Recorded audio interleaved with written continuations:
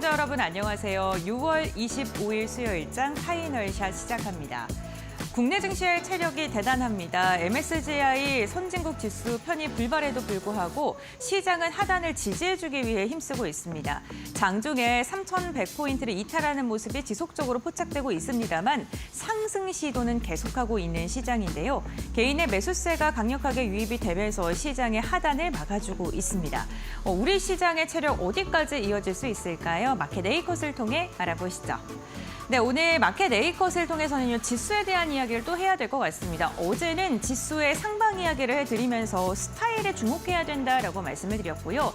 오늘은 MSCI 지수 편입 불발에도 불구하고 잘 가고 있는 시장 앞으로의 대응 방법에 대한 이야기 나눠보도록 하겠습니다. 지금 증권가 곳곳에서 목표 지수를 상향 조정하고 있습니다. 오늘 같은 경우에는 KB증권에서 유가증권 시장 1년 안에 3,700포인트 터치할 수 있다라는 그러한 목표 지수를 내놓기도 했는데요. 어제에서 오늘까지도 이렇게 높여잡는 증권가들이 많아지고 있는 가운데 왜 이렇게 상향 조정하는지에 대한 이야기부터 나눠보겠습니다. KB증권에서는요, 코스피 목표치 3,700포인트로 제시를 했고 어제 말씀드렸던 NH투자증권은 3,600포인트, 그리고 글로벌 IB 중에 하나인 JP모건 같은 경우에는 3,500포인트까지 제시를 하고 있습니다. 앞으로 상방이 더 열려있다, 그런 낙관론이 시장에서 펼쳐지고 있는 건데요. 근거는요, 정부 정책에 대한 기대감이 가장 클 듯합니다. 상법 개정이라던가 배당 정책의 변화와 같은 자본시장이 개혁이 되면서 우리 시장 자체가 건강해질 것이다라는 게 첫 번째고요.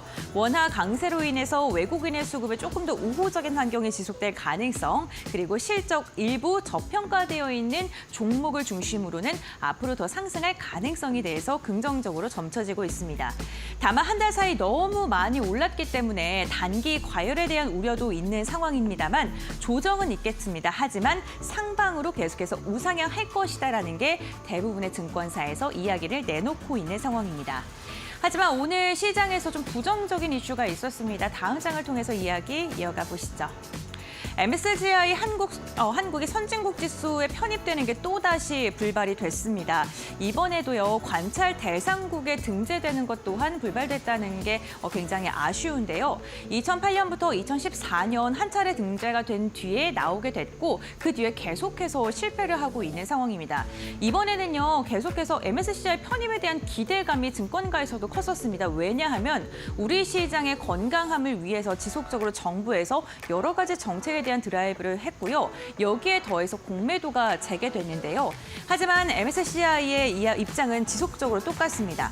시장의 접근성이 여전히 문제가 있다라는 그런 입장을 지속적으로 내걸고 있는데 가장 큰 게 역외 외환 시장의 부재입니다. 자유로운 역외 외환 시장의 그 거래가 가능해야 된다라고 이야기를 하고 있는데 우리나라는 현재 영내에서만 거래가 가능하다는 게 큰 거고요. 거기다가 인가를 받아야지만 참여가 가능하다는 것도 부담스럽게 해석이 되고 있습니다.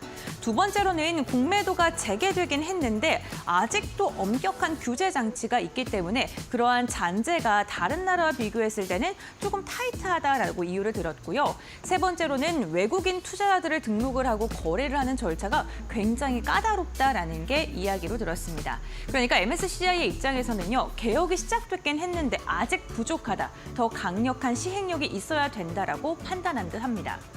다음 장을 통해서 이어서 이야기 나눠보겠습니다.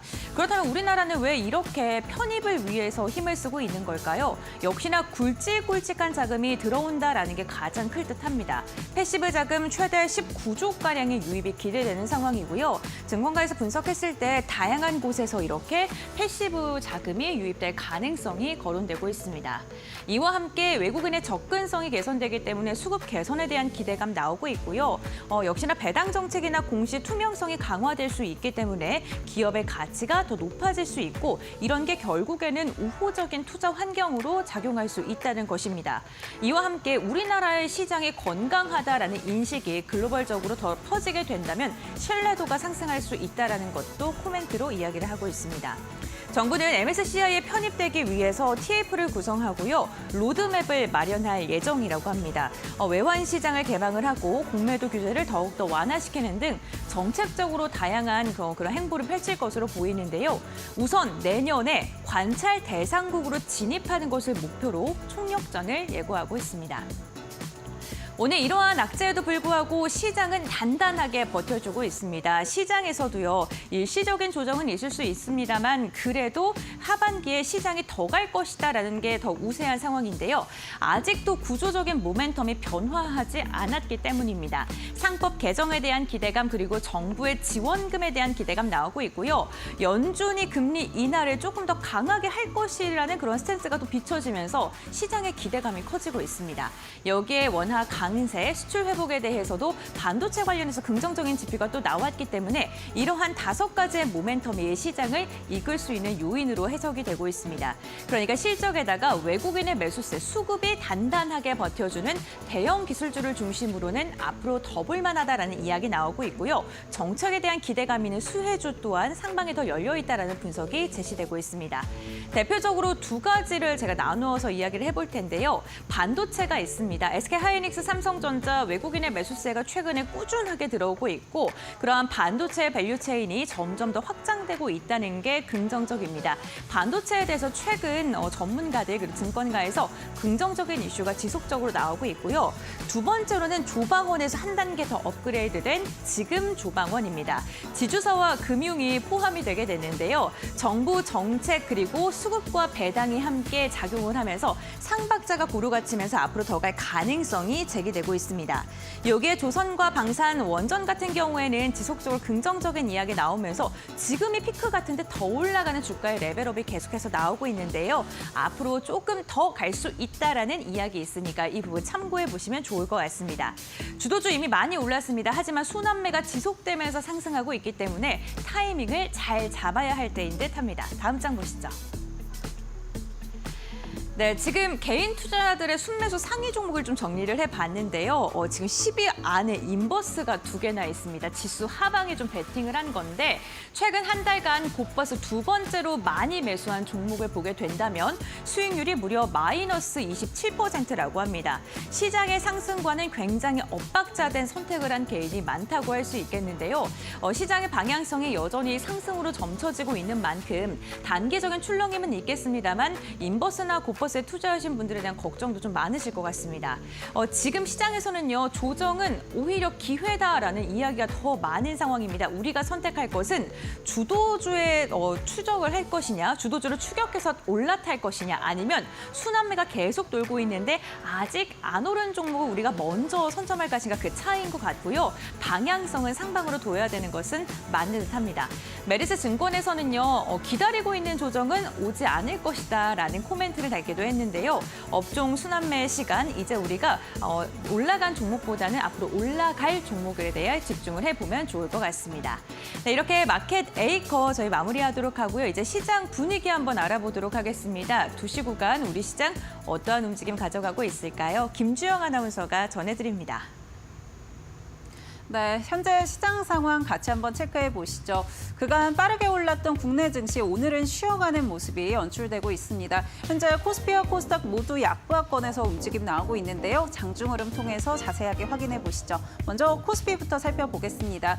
오늘 코스피는 장 초반 빨간불을 켜면서 시작을 했습니다. 오늘 장 초반이 고점이었고요. 3,129포인트 선에서 출발을 했습니다. 하지만 이내 약보합으로 전환하는 움직임 나왔는데요. 3,084포인트 이후에 그래도 조금은 말아 올리면서 장중에 계속 빨간불을 켜내는 모습이었는데 결국은 현재 약보합권에서 움직임 나오고 있습니다. 그래도 3,100포인트는 지지해내고 있다는 점 긍정적으로 바라볼 수 있을 것 같고요.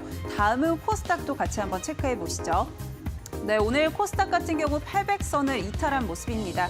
어제 800포인트 돌파 이후에 기대감을 좀 갖는 모습이었는데 오늘 803포인트 선에서 출발했다가 이내 바로 약세로 좀 전환하는 모습이었고요. 오늘 장중에 1% 가까이 눌림이 좀 나왔는데 그래도 현재는 이 낙폭 조금 줄이면서 0.4% 하락세 보여주고 있습니다. 797포인트 선에서 움직임 나오고 있다는 점 체크해 보시죠.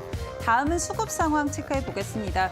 오늘 이 국내 증시 당시 수급은 외국인과 기관이 조금 쉬어간다라는 점 짚어볼 수 있을 것 같습니다. 오늘 외국인과 기관 모두 매도 우위 보여주고 있고요. 코스피 같은 경우 기관의 매도폭이 조금 더 큽니다. 4,700억 원 이상 팔아내고 있는 모습이고 개인 같은 경우는 현재 8천억 원 이상 담아내고 있습니다. 장중에 1조 원 이상 담아내는 흐름도 좀 체크가 됐었는데 현재는 이 매수폭이 조금 줄어들었다라는 점 확인해 보셔야 될 것 같습니다. 다음은 코스닥 수급 동향 체크해 보시죠. 네, 역시나 외국인과 기관의 매도세가 이어지고 있습니다. 코스닥에서는 이 외국인이 조금 더 팔아내고 있다는 점 짚어보시면 좋을 것 같고요. 개인 같은 경우는 2천억 원 이상 담아내고 있는 흐름 확인되고 있습니다. 다음으로는 시가총액 상위 종목들 체크해 보시죠. 네, 오늘 반도체 투톱은 빨간불 켜내고 있습니다. 오늘 오전장에서는 삼성전자가 1% 넘는 좀 강세를 이어가고 있었고요. SK하이닉스는 다시 한번 52주 신고가를 경신해냈습니다. 4거래일 연속 상승을 이어가고 있는데요. 25일이죠. 이 마이크론의 실적 발표를 앞두고 반도체에 대한 기대감들 붙고 있는 상황입니다. 오늘 SK하이닉스는 2.8%대 강세 흐름 이어가고 있고요. 삼성바이오로직스는 보합권 움직임, 또 어제 강했던 2차 전지에서는 LG에너지솔루션 1%대 하락세 보여주고 있습니다. 또 네이버 같은 경우도 오늘 계속해서 조정 흐름이 나오면서 2%대 하락세 확인되고 있습니다. 다음은 코스닥 시가총액 상위 종목들 확인해 보겠습니다. 오늘 알테오제는 0.1%대 하락세 보여주고 있고요. 에코프로비엠과 에코프로 어제 강했던 만큼 오늘은 좀 쉬어가는 움직임 나오고 있습니다. 특히나 에코프로 같은 경우는 2%대 조정 흐름 이어지고 있고요. 레인보우 로보틱스 같은 경우 5.4%대 낙폭을 조금 키우고 있다는 점도 체크해 보셔야 될 것 같습니다. 그렇다면 오늘 특징주들 한번 확인해 보시죠. 네, 먼저 첫 번째 특징주는 현대차입니다. 오늘 현대차의 급등이 눈에 띄었는데요. 장중에 7%대 강세를 이어갔습니다. 또 코스피 시가총액 상위 종목에서 이 5위로 좀 올라오기도 했었는데 현재는 상승폭을 조금 줄이면서 5%대 강세로 움직임 나오고 있고요. 다시 한번 시총에서도 6위로 조금 내려오는 모습들 확인되고 있습니다. 이 기아와 현대차의 급등이 오늘 눈에 띄고 있는데요. 지난 23일이었죠. 이 미국과의 관세 협의에 들어가면서 시장에서는 이 규제 완화에 대한 기대감들이 좀 불고 있는 상황이고요. 이에 따라서 현대차에도 외국인들의 매수세가 유입되고 있다는 점 체크해 보시면 좋을 것 같습니다. 다음 특징주들 확인해 보시죠. 다음 특징주는 한국전력입니다. 오늘 메리츠증권 측에서 이 완전한 원전 수혜주다라고 한국전력을 평가하면서 오늘 매수세 강하게 유입되고 있는 상황이고요. 오늘 같은 경우 52주 신고가를 경신해냈습니다. 한국전력과 한국수력 원자력의 경우 이 해외 원전 수출에서 총괄을 좀 담당을 하고 있고 두산 에너빌리티 같은 기자재라던가 현대건설 같은 이 시공사의 계약을 조금 주도하고 있는 상황인데요. 그렇기 때문에 한국수력 원자력과 이 한국전력이 수혜를 입어갈 것이다라는 이야기였고 또 한수원의 경우 한국전력이 자회사로 편입되어 있기 때문에 이런 부분도 긍정적인 평가를 내놨습니다. 오늘 9%대 강세 흐름 이어가면서 37,000원 선에서 움직임 나오고 있습니다. 마지막 특징주도 체크해 보시죠. 네, 마지막 특징주는 AB온입니다. 오늘 상한가까지 도달하면서 그 탄력성 계속해서 유지해내는 모습인데요. 어제 기술 수출 소식들 들려오면서 강세 흐름 이어간 데 이어서 오늘도 상한가 도달 움직임 나오고 있습니다. 자체 개발한 항체 치료제를 수출했다라는 이야기였고요. 이 규모는 13억 달러, 하나로 1조 8천억 원 정도에 해당이 되고 있습니다. 이런 기대감들 시장에서 계속해서 작용하고 있는 흐름이고요. 마감장까지 이 탄력성 유지할지 확인해 보시면 좋을 것 같습니다. 지금까지 시황센터의 김주영이었습니다. 네, 마켓 에이커 심층 분석 시간으로 이어가 보겠습니다. 오늘 소폭의 쉼을 가져가고 있는 시장이지만 그동안 시장 많이 올랐고 앞으로 더 오른다는 이야기가 증권가에서 계속해서 나오고 있습니다. 그렇다면 하반기 우리가 시장에서 어떠한 부분을 좀 주목을 해야 될까요? 이에 대해서 좀 집중적으로 다뤄볼까 하는데요. 오늘 이 시간 헤르메스탁의 하창원 본부장 함께합니다. 안녕하십니까? 네, 안녕하십니까? 네, MSCI 선진지수 편입 불발에도 불구하고 국내 증시 3,100포인트 지지해주려는 힘이 굉장히 강한 오늘입니다. 이러한 상황에서 돈이 지금도 몰리고 있는 업종이나 섹터가 있다면 어떤 게 있을까요? 네, 뭐 오늘 돈이 쏠리는 쪽은 일단 첫 번째로 반도체였던 것 같습니다. 뭐 이제 미국장 보신 분들은 아시겠지만 뭐 아무래도 이제 뭐 마이크론 테크놀로지도 그렇고 AMD도 그렇고 브로드컴 같은 종목군들이 각각의 개별 이슈가 있으면서 필라델피아 반도체 지수가 무려 3%가 넘게 급등이 나왔어요. 그러다 보니까 오늘 오전장부터 관련된 종목군들의 좀 수급이 쏠려 나가고 있는 상황이고요. 뭐 삼성하이닉스는 조금 초반보다는 힘이 빠졌지만 오늘 소부장 단에서는 뭐 흐름들이 좋습니다. 뭐 제주 반도체도 그렇고요. 뭐 ISC, 이오테크닉스, 뭐 동진 세미캠 이런 종목군들이 전반적으로 좀 강세 흐름을 보여주고 있고요. 그다음에 오늘은 쉬어가던 형들이 좀 움직임이 나타나고 있죠. 뭐 대표적으로 현대차, 뭐 기아 이런 종목군들입니다. 그러니까 기존에 지수가 상승할 때 오르지 못했었던 그런 산업군들이 일단은 좀 상승을 해주고 있는 상황이고요. 그다음에 이제 정부 정책 관련된 종목군들도 오늘 대거 움직임이 나오고 있는 것 같아요.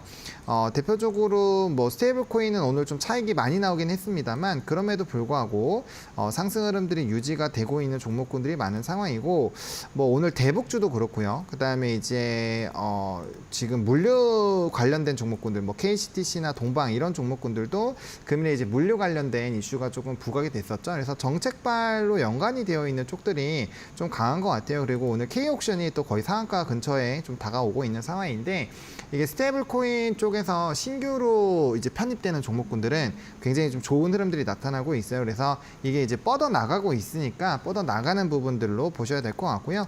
뭐 DLNC 이런 종목군들 같은 경우 리포트도 있지만 오늘 가덕도 관련된 단독 공항 뉴스도 있었거든요. 그런 것들과도 연관이 되어 있어서 전반적으로 정부 정책과 연관이 되어 있는 쪽이 좀 강했습니다. 그리고 오늘 이제 한국전력이나 이런 쪽도 강한데 사실 한국전력이 시가총액이 굉장히 높아요. 이 종목이 지금 이거를 연달아 급등을 하는 거 보면은 거의 한 2, 3조씩은 움직인다는 소리인데 정말 어마무시하게 움직임이 나타나고 있고요. 원전 같은 경우에도 미국장에서 뭐 뉴스케일 파워나 오클로, 뭐 컨셀레이션 에너지, 지버너바 이런 종목군들이 좀 급등을 했습니다. 특히나 뉴스케일 파워 같은 경우는 장중 18% 이상 급등을 해줬고 오클로도 한 10% 넘게 급등을 했거든요. 그래서 그런 부분들이 움직임이 나타나고 있고요. 뭐 두산 에너빌리티나 이런 쪽은 좀 조정이 나와요. 하지만 이제 건설주들이나 이제 그런 관련된 종목군들도 움직임이 나타나고 있어서 기존에 많이 올라온 종목군들 말고 좀 나머지 부분들에서의 순환매가 나타나고 있다. 이렇게 보시면 될 것 같습니다. 네, 알겠습니다. 이 반도체 관련 기업들 가장 먼저 언급을 해주셨습니다. 시장이 조정받을 때 개인이 받쳐주고 또 환율 안정세로 인해서 또 호재가 있을 때는 외국인과 기관의 매수세가 계속 들어오면서 지수가 우상향하는 모습이 계속 이어지고 있는 상황인데 현재 구간에도 0.27% 상승 반전했네요. 반도체 업종을 중심으로 매수세가 정말 강력합니다. 그리고 계속해서 업종 안에서도 밸류체인이 확산되고 있는 모습, 매기세가 확산되는 모습이 나타나고 있는데 우리가 반도체 볼 때 어떠한 변화에 좀 주목을 하면 좋을까요? 일단은 뭐 이제 HBM에서 다른 쪽으로 넘어가는지가 중요할 것 같은데 뭐 저는 쉽게 못 넘어갈 것 같아요. 네, 왜 그러냐면은 뭐 아무리 지금 세상이 바뀌고 있어도 우리가 뭐 데이터 센터 짓는 데다 시간이 필요하고요. 아직까지도 계속적으로 인프라를 확장을 하고 있는 걸 보면 그리고 엔비디아에 대한 이런 강력한 실적 이런 결과물들을 보면 얼마나 많은 그런 그 수요가 있는지를 확인을 할 수가 있습니다. 그리고 HBM 쪽에 탑재가 되어 있는 회사와 탑재가 되어 있지 않은 회사 너무 슬프게도 삼성전자와 하이닉스를 그냥 비교하면 답이 나옵니다. 하이닉스 같은 경우 17만 원대부터 28만 원까지 올라가는 동안에 삼성전자는 49,900원에서 이제 66,600원까지 상승폭만 보더라도 몇십 프로가 차이가 나죠. 그리고 마이크론 테크놀로지 같은 경우도 굉장히 좀 주가가 힘들었는데 뭐 HBM에 대한 이런 긍정적인 이슈가 HBM3에서도 나왔고요. 4에서도 지금 가시화가 되다 보니까 단기간에 지금 주가가 100%가 올랐어요. 그러니까 하이닉스 한 60, 70%, 그다음 마이크론 테크놀로지 100%, 막 이렇게 올랐는데 삼성전자만 지금 해봐야 한 10%, 15%밖에 못 올랐단 말이죠. 그래서 그런 것들을 본다라고 한다면 얼마나 지금 반도체 시장에서 이 HBM이 중요한지를 확인을 할 수 있습니다. 그래서 이 부분이 바뀌는지가 좀 중요할 것 같고요. 최근에 이제 반도체 관심 있으신 분들은 그런 얘기들 많이 들어보셨을 거예요. 범용 DDR에 대한 가격이 많이 올라가고 있다. 이게 올라가는 폭이 사실 굉장히 심상치는 않습니다. 지금 4달 연달아 상승을 하고 있는 상황이라 상당히 좀 기대가 되고 있는데 아직까지는 그런 얘기들이 많죠. 관세에 따른 선제적인 수요의 영향을 받아서 이런 이제 뭐 생산을 좀 줄이는 것도 있지만 결국에는 수요단에 대한 이런 단기 단기 몰림이 나와서 오버슈팅이 나왔다 이런 얘기들이 많이 나오고 있는데 만약에 하반기에 이런 수요단이 그래도 굉장히 견조하더라. 그리고 가격에 대한 우리가 P 곱하기 Q 그러니까 가격에다 수량을 곱해가지고 이제 볼륨이 나오잖아요. 근데 P가 엄청나게 많이 높아지고 있기 때문에 Q가 선제적인 요인이 있더라도 어느 정도 이게 유지가 된다라고 한다면 이게 굉장히 좀 큰 업종의 밸류에이션에 좀 전환이 나올 수가 있거든요. 그러다 보니까 이런 이슈들이 좀 지속이 됐을 때 삼성전자가 최근에 목표 주가 상향 리포트도 하나 나왔고요. 좀 긍정적인 코멘트가 은근 나오고 있어요. 그래서 그런 부분으로 바뀌는지를 봐야 될 것 같고요. 그렇게 바뀌게 되면은 현재는 HBM 중심으로의 이런 시장 판도가 되어 있다라고 한다면 기존의 이제 레거시 업체들의 그런 소부장들이 굉장히 주가의 위치가 낮거든요. 오늘 조금씩 좀 꿈틀거리고 있는데 그래서 소부장단부터 움직이면서 결국에는 삼성전자가 움직이는 상황이 생길 거고요. 그리고 만약에 삼성전자가 강하게 상승을 해준다라고 한다면 오늘 같은 경우는 이제 방산이나 조선 관련된 종목군들이 상당히 좀 주가가 눌리고 있는데 이렇게 주도주에서 수급이 빠져나가면서 만약에 삼성전자로 수급이 빨려 들어온다고 한다면 지수는 굉장히 강할 겁니다. 지수는 굉장히 강하고 거의 이제 마지막 피날레를 좀 찍지 않을까라고 생각을 하고 있습니다. 그래서 정말 안 가던 사실 현대차랑 기아가 뭐 배당 분리과세가 나오면 모를까 뭐 그렇게까지 뭐 수출이나 이런 거에서 뭐 좋은 내용이 나오긴 했습니다만 그걸로 5% 올라갈 거였으면 진작에 올라갔어야 돼요. 그래서 그런 것들을 좀 따져본다라고 한다면 아무래도 이제 수급에 대한 변화 부분까지 좀 생각을 해보셔야 될 것 같고요. 일단은 요 안에서는 지금 저는 총 3가지 종목을 보고 있기는 한데 하나가 조금 더 올라가지고 일단은 삼성전자, 한미반도체랑 이오테크닉스인데 이렇게 고른 이유가 있어요. 삼성전자는 대형주 단에서 못 올라갔잖아요. 못 올라갔다는 점이 있고 지금 소부장 단에서는 여러 가지 종목군들이 있는데 그중에서도 연기금의 수급이 가장 많이 들어오고 있는 종목이 한미반도체랑 이오테크닉스예요. 그래서 이제 최근에 바닥권에서 연기금의 매수세가 굉장히 강했었던 종목군들에서 이제 수급이 터지면 주가가 단기간에 상승하는 사례가 너무 많습니다. 뭐 카카오도 그렇고 네이버도 그렇고 뭐 아모레퍼시픽부터 시작해가지고 NC소프트도 마찬가지고요. 그래서 거의 그런 종목군들이 대다수이기 때문에 만약에 조금 후발로 본다라고 한다면 확실히 연기금 수급이 확실하게 들어오고 있는 그런 종목군들 중심으로 저는 보시는 게 맞지 않을까라는 생각입니다. 그 삼성전자가 지금 시총 비율이 9년 만에 최저치잖아요. 그렇죠. 네. 삼성이 오른다는 건 그냥 지수에 베팅하는 그런 투자자도 많아서 이렇게 해석을 해야 될 거 아니에요? 반도체 분위기의 변화로 봐야 될까요? 네. 전자가 맞겠죠. 그럼 네. 지수의 상승에 베팅하는. 그렇죠. 이제 상법 개정이랑 배당 분리 과세를 하면은 아무래도 이제 증시에 지금 힘이 굉장히 넘치어 나잖아요. 예탁금도 높고 신용잔고도 20조까지 올라왔고 이렇게 됐을 때 우리가 다들 기대하는 게 똑같은 유동성 장세라면 코로나19 때랑 똑같은 적어도 비슷한 흐름은 나와야 되지 않겠느냐. 왜냐하면 우리가 이거 넥스 거래소까지 치면은 거래 대금이 결코 코로나19 때보다 뒤지지 않습니다. 오히려 더 많아요. 그래서 그런 부분이기 때문에 그런 유동성이면 충분히 올려야 되는데 하이닉스가 굉장히 시가총액이 많이 높아졌죠. 많이 올라와 있는 상황이고 물론 아직도 쌉니다. 아직도 전 싸다고 생각하고 오늘 목표 주가 34만 원짜리 리포트 2개 나왔고 뭐 맥쿼리에서도 36만 원 나오고 있고 뭐 그렇게 잘 나오고 있는데 이 지금 시장의 분위기는 결국엔 안 갔었던 애들을 조금 주가를 빈집털이를 하면서 주가를 올려주고 그걸로 지수를 커버를 한단 말이에요. 대표적으로 2차 전지가 최근에 급등을 많이 했잖아요. 물론 테슬라에 대한 이슈가 있지만 뭐 언제부터 테슬라 갈 때마다 뭐 무조건 갔습니까? 그건 아니잖아요. 그래서 제가 봤을 땐 수급 빈집털이라고 보고 있고요. 오늘 현대기아도 비슷하다고 보고 있기 때문에 그런 부분으로 본다라고 한다면 아마 지수 상승에 배팅을 하는 그런 패시브 수급이 어쨌든 아직까지 시총 1위이고 시가총액이 359조이기 때문에 거기에 좀 걸맞는 수급이 좀 들어오지는 않을까 이렇게 생각을 하고 있습니다. 네, 알겠습니다. 또 최근에 뭐 뜨거운 섹터라고 하면 조선, 방산, 원전 여기에 지주사 금융까지 더해가지고 지금 조방원 뭐 이런 이야기가 지금이 또 추가가 됐더라고요. 하반기까지 전략 유효할지도 궁금합니다. 일단은 저기 중에서 몇 개는 탈락할 것 같아요. 어떤 거요? 뭐 저는 일단은 지주사는 조금 걸러서 보셔야 됩니다. 그러니까 이제 조금 아무 생각 없이 저 PBR로 올라오는 건 거의 끝났다고 봐요. 그래서 이제 지주사 중에서도 뭐 자회사에 대한 효과를 많이 받는다거나 아니면 이제 자사주를 굉장히 많이 갖고 있어서 자사주 처분을 강력하게 할 수 있는 종목이라든지 뭐 그런 쪽이 뭔가 이슈가 있어야 움직일 수 있다라고 보고 있고요. 금융도 크게 3가지가 있잖아요. 은행, 증권, 보험이 있는데 저는 보험은 탈락할 것 같아요.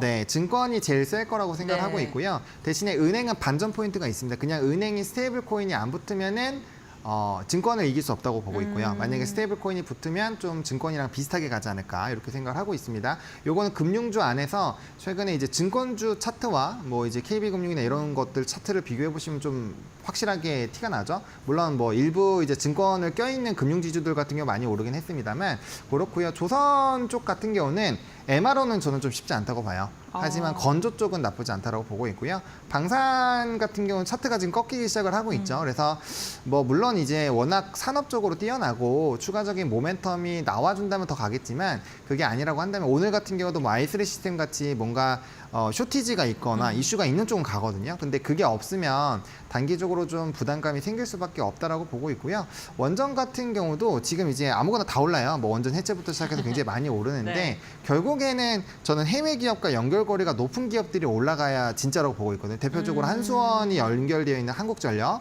그리고 이제 SMR 뉴스케일 파워와 연결되어 있는 이제 두산에너빌, 지금 가스터빈으로는 GE 버너바랑도 연결이 되어 있죠. 그래서 그런 회사들이 계속 올라가야 진짜인 거고 그게 아니라고 한다면 약간 테마성으로 그칠 확률이 높다. 물론 그 트리거는 다음 거래일에 있을 원전 해체에 대한 이제 그게 승인이 나버리면은 또 한 번 테마가 돌 거고요. 네. 그게 아니라고 한다면 조금은 쉬어갈 수 있는데 국내에서 원전하시는 분들은 해외에서 제가 아까 말씀드렸던 뉴스케일 파워나 오클로 아니면 컨스텔레이션 에너지 뭐 GE 버너바 그것도 난 모르겠다 하면은 그냥 우라라고 있어요. 네. URA라고 ETF 있는데 그거라도 좀 병행해서 같이 해주셔야 조금 소외감을 안 느끼실 겁니다. 국내에 같이 하셔야 돼요, 원전은. 예, 그렇게 말씀을 드리겠습니다. 그러면 이 5가지 중에 하반기까지 좀 힘이 제일 좋을 거라고 보는 섹터가 어떤 거예요? 저는 저기 없는 거를 보고 있거든요. 네, 반도체랑 네. 변압기. 아, 변압기요? 그럼 네. 에너지 관련해서 변압기 쪽으로 보고 계신 거예요? 저는 에너지 네. 쪽에서는 변압기를 보고 있어요. 왜 아, 그러냐면은 네.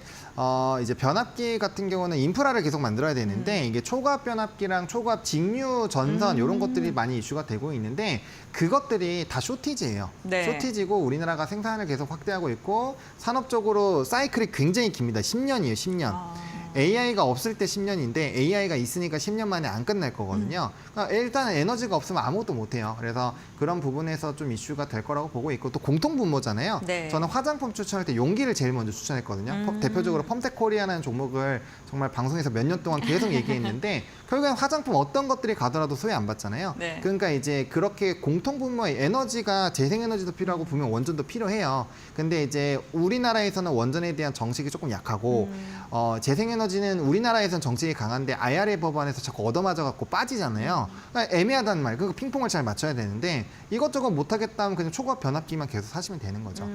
뭐 지금 효성중공업이나 HD 현대엘렉트릭이나 뭐 LS 일렉트릭 아무거나 차트 켜서 보시더라도 다 신고가거든요. 그러니까 그런 느낌으로 보시면 되지 않을까 싶습니다. 그러면 저희가 다음 주자로 주목할 만한 섹터 변압기랑 반도체 말씀해 주셨잖아요. 반도체 네. 쪽은 어떻게 정리할 수 있을까요? 저 반도체는 네. 일단은 삼성전자를 필두로 조금 이제 과거에 안 올라갔었던 그러니까 H밴과 연관되어 있는 쪽들은 다 이미 날뛰고 막 신나게 움직였는데 과거에 이제 반도체 업종이 진짜 좋을 때 오리지널 전통으로 가는 그런 이제 소부장들이 안 움직였어요. 그래서 한 번 정도는 지수가 이 정도까지 올라왔기 때문에 좀 순환매를 좀 보내주지 않을까라고 생각을 하고 있고요. 아까 말씀드렸던 것처럼 일단 연기금 수급이 좀 집중되어 있는 거는 한미반도체랑 이제 이오테크닉스가 이오테크닉스. 괜찮다라고 보고 있고 주가의 위치도 낮아요. 네. 그래서 충분히 좀 주가 급등 노려볼 수 있을 것 같고요. 어쨌든 삼성전자를 필두로 좀 보시면 좋을 것 같은데 문제는 이거죠. 이제 낮은 위치에서 종목을 산다라는 거는 기회 비용을 어느 정도는 버릴 생각을 하셔야 돼요. 밑에서 리스크를 최소화하면서 물량을 모아가는데 기회비용 따지면 그걸 하시면 안 되는 거죠. 그래서 만약에 그렇게 생각을 하신다면은 이런 식으로 좀 편입을 해보시면 좋을 것 같고 이게 지수가 어느 정도 올라왔기 때문에 단기 부담감이 있으신 분들은 그런 전략을 하시면 될 것 같고 그게 아니면 당연히 하이닉스 쪽으로 강력하게 좀 수급 플레이를 하시는 게 맞지 않을까라는 생각입니다. 네, 알겠습니다. 오늘 하창한 본부장과 함께 더 간다는 시장의 분석이 계속해서 나오고 있는 가운데 우리 시장 어떠한 업종과 종목을 봐야 되는지에 대한 이야기 나눠봤고요. 초고압 변압기 그리고 반도체에 대한 말씀해 주셨습니다. 오늘 말씀 여기까지 듣겠습니다. 고맙습니다. 감사합니다.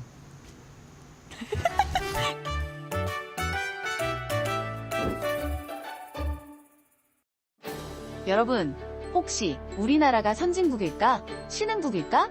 생각해 보신 적 있으신가요? 국제 금융시장에서는 MSCI 지수라는 기준으로 선진국을 구분하는데요. 오늘은 MSCI 선진국 지수가 뭔지 왜 중요한지 쉽게 풀어드릴게요. 먼저 MSCI는 미국의 금융정보회사인 모건 스탠리 캐피털 인터내셔널의 약자입니다. MSCI는 매년 전 세계 주식시장의 경제 발전 수준, 시장 규모, 유동성, 외국인 투자 접근성 등의 기준에 따라 선진국, 신흥국, 프론티어 등으로 분류하는데요. 그중 MSCI 선진국 지수는 미국, 일본, 영국, 독일 등 23개 선진국 주식시장을 대표하는 대형주와 중형주 약 1,500여 종목으로 구성되어 있습니다. 이 지수는 글로벌 시가총액의 약 90%를 반영하죠. 그런데 이 지수가 왜 중요할까요? 전 세계에 있는 수많은 연기금, 자산운용사, 기관 투자자들이 바로 이 MSCI 지수를 기준으로 자금을 배분하기 때문입니다. 예를 들어 MSCI 선진국 지수에 속한 국가에는 70%를, 신흥국 지수엔 30% 투자하겠다. 이런 식이죠.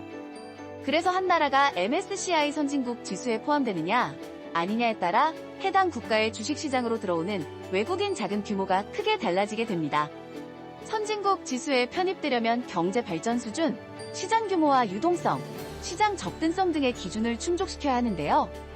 대한민국의 경우 경제 규모와 주식시장의 규모에서는 선진국 수준이지만 외국인 투자자 접근성에서 일부 미흡하다는 평가를 받아왔고 아직은 신흥국으로 분류되어 있습니다. 때문에 정부에서도 외환시장 개방, 공매도, 재개, 외국인 투자자 등록 요건 개선 등 제도 개선을 추진해왔고 상당 부분 개선됐다는 평가를 받고 있죠. 최근 몇 년간 한국 증시의 MSCI 선진국 지수 편입 여부가 매년 이슈가 됐는데 2025년 관찰 대상국 등재에는 실패해서 내년 6월 후보군 등재를 기약하게 되었습니다. 그럼 선진국 지수에 편입되는 것이 어떤 장점이 있을까요? 만약 한국이 MSCI 선진국 지수에 편입된다면 수십조 원에 달하는 외국인 자금이 국내 증시로 유입될 가능성이 있는데요. 골드만삭스는 최대 41조 원 규모의 패시브 자금이 유입될 수 있다고 전망했습니다. 또한 시장 안정성이 향상되어 주가의 변동성이 줄어들고 밸류에이션이 상승할 것이라는 기대도 할 수 있습니다. 쉽게 말해 증시 체질이 개선되고 금융시장이 선진화되는 거죠. 오늘은 이렇게 MSCI 선진국 지수에 대해 알려드렸는데요. 대한민국 증시가 세계 투자자들로부터 믿음과 신뢰를 받는 날이 곧 오겠죠? 그날까지 우리도 경제상식을 쌓으며 함께 준비해보면 어떨까요? 그럼 다음 시간에 더 유익하고 좋은 정보로 찾아오겠습니다. 오늘도 행복한 하루 되세요.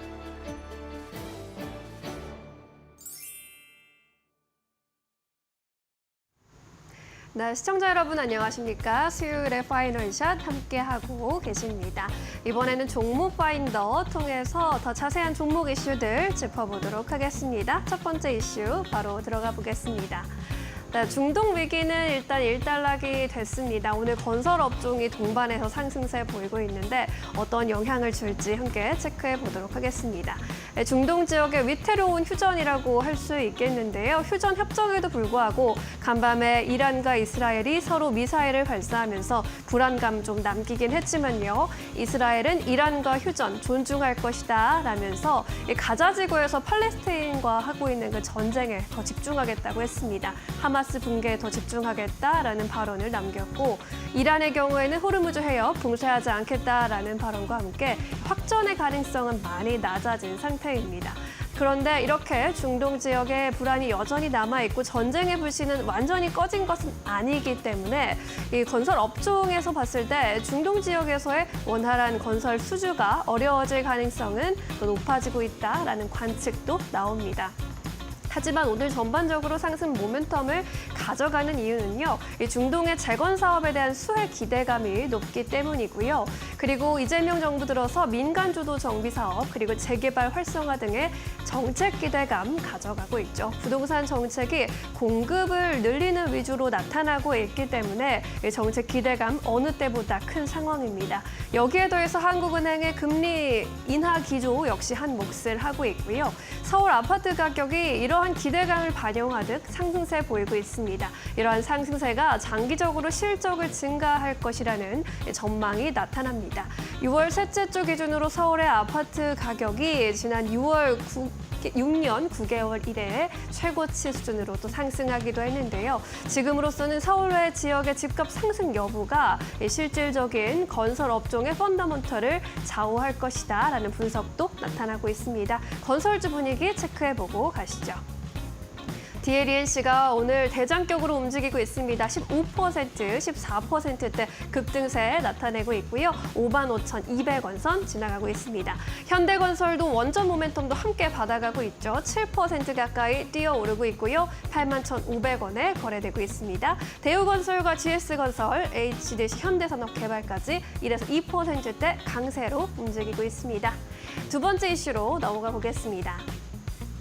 마이크론 실적이 이제 나옵니다. 내일 새벽에 나올 텐데 관전 포인트들 짚고 가보도록 하겠습니다. 반도체주 불씨는 꺼지지 않고 있는데 강세 원인 짚어보자면 일단 시장 전반적으로 투자 심리가 회복된 데다가 2분기 실적 낙관론이 굉장히 큽니다. 이 마이크론 풍향계로도 불리죠. 메모리 반도체 업계에서 가장 먼저 실적을 발표하기 때문인데 이러한 실적 기대감도 높은 상황입니다. 외국인들의 순매수세가 반도체주로 집중되는 분위기인데요.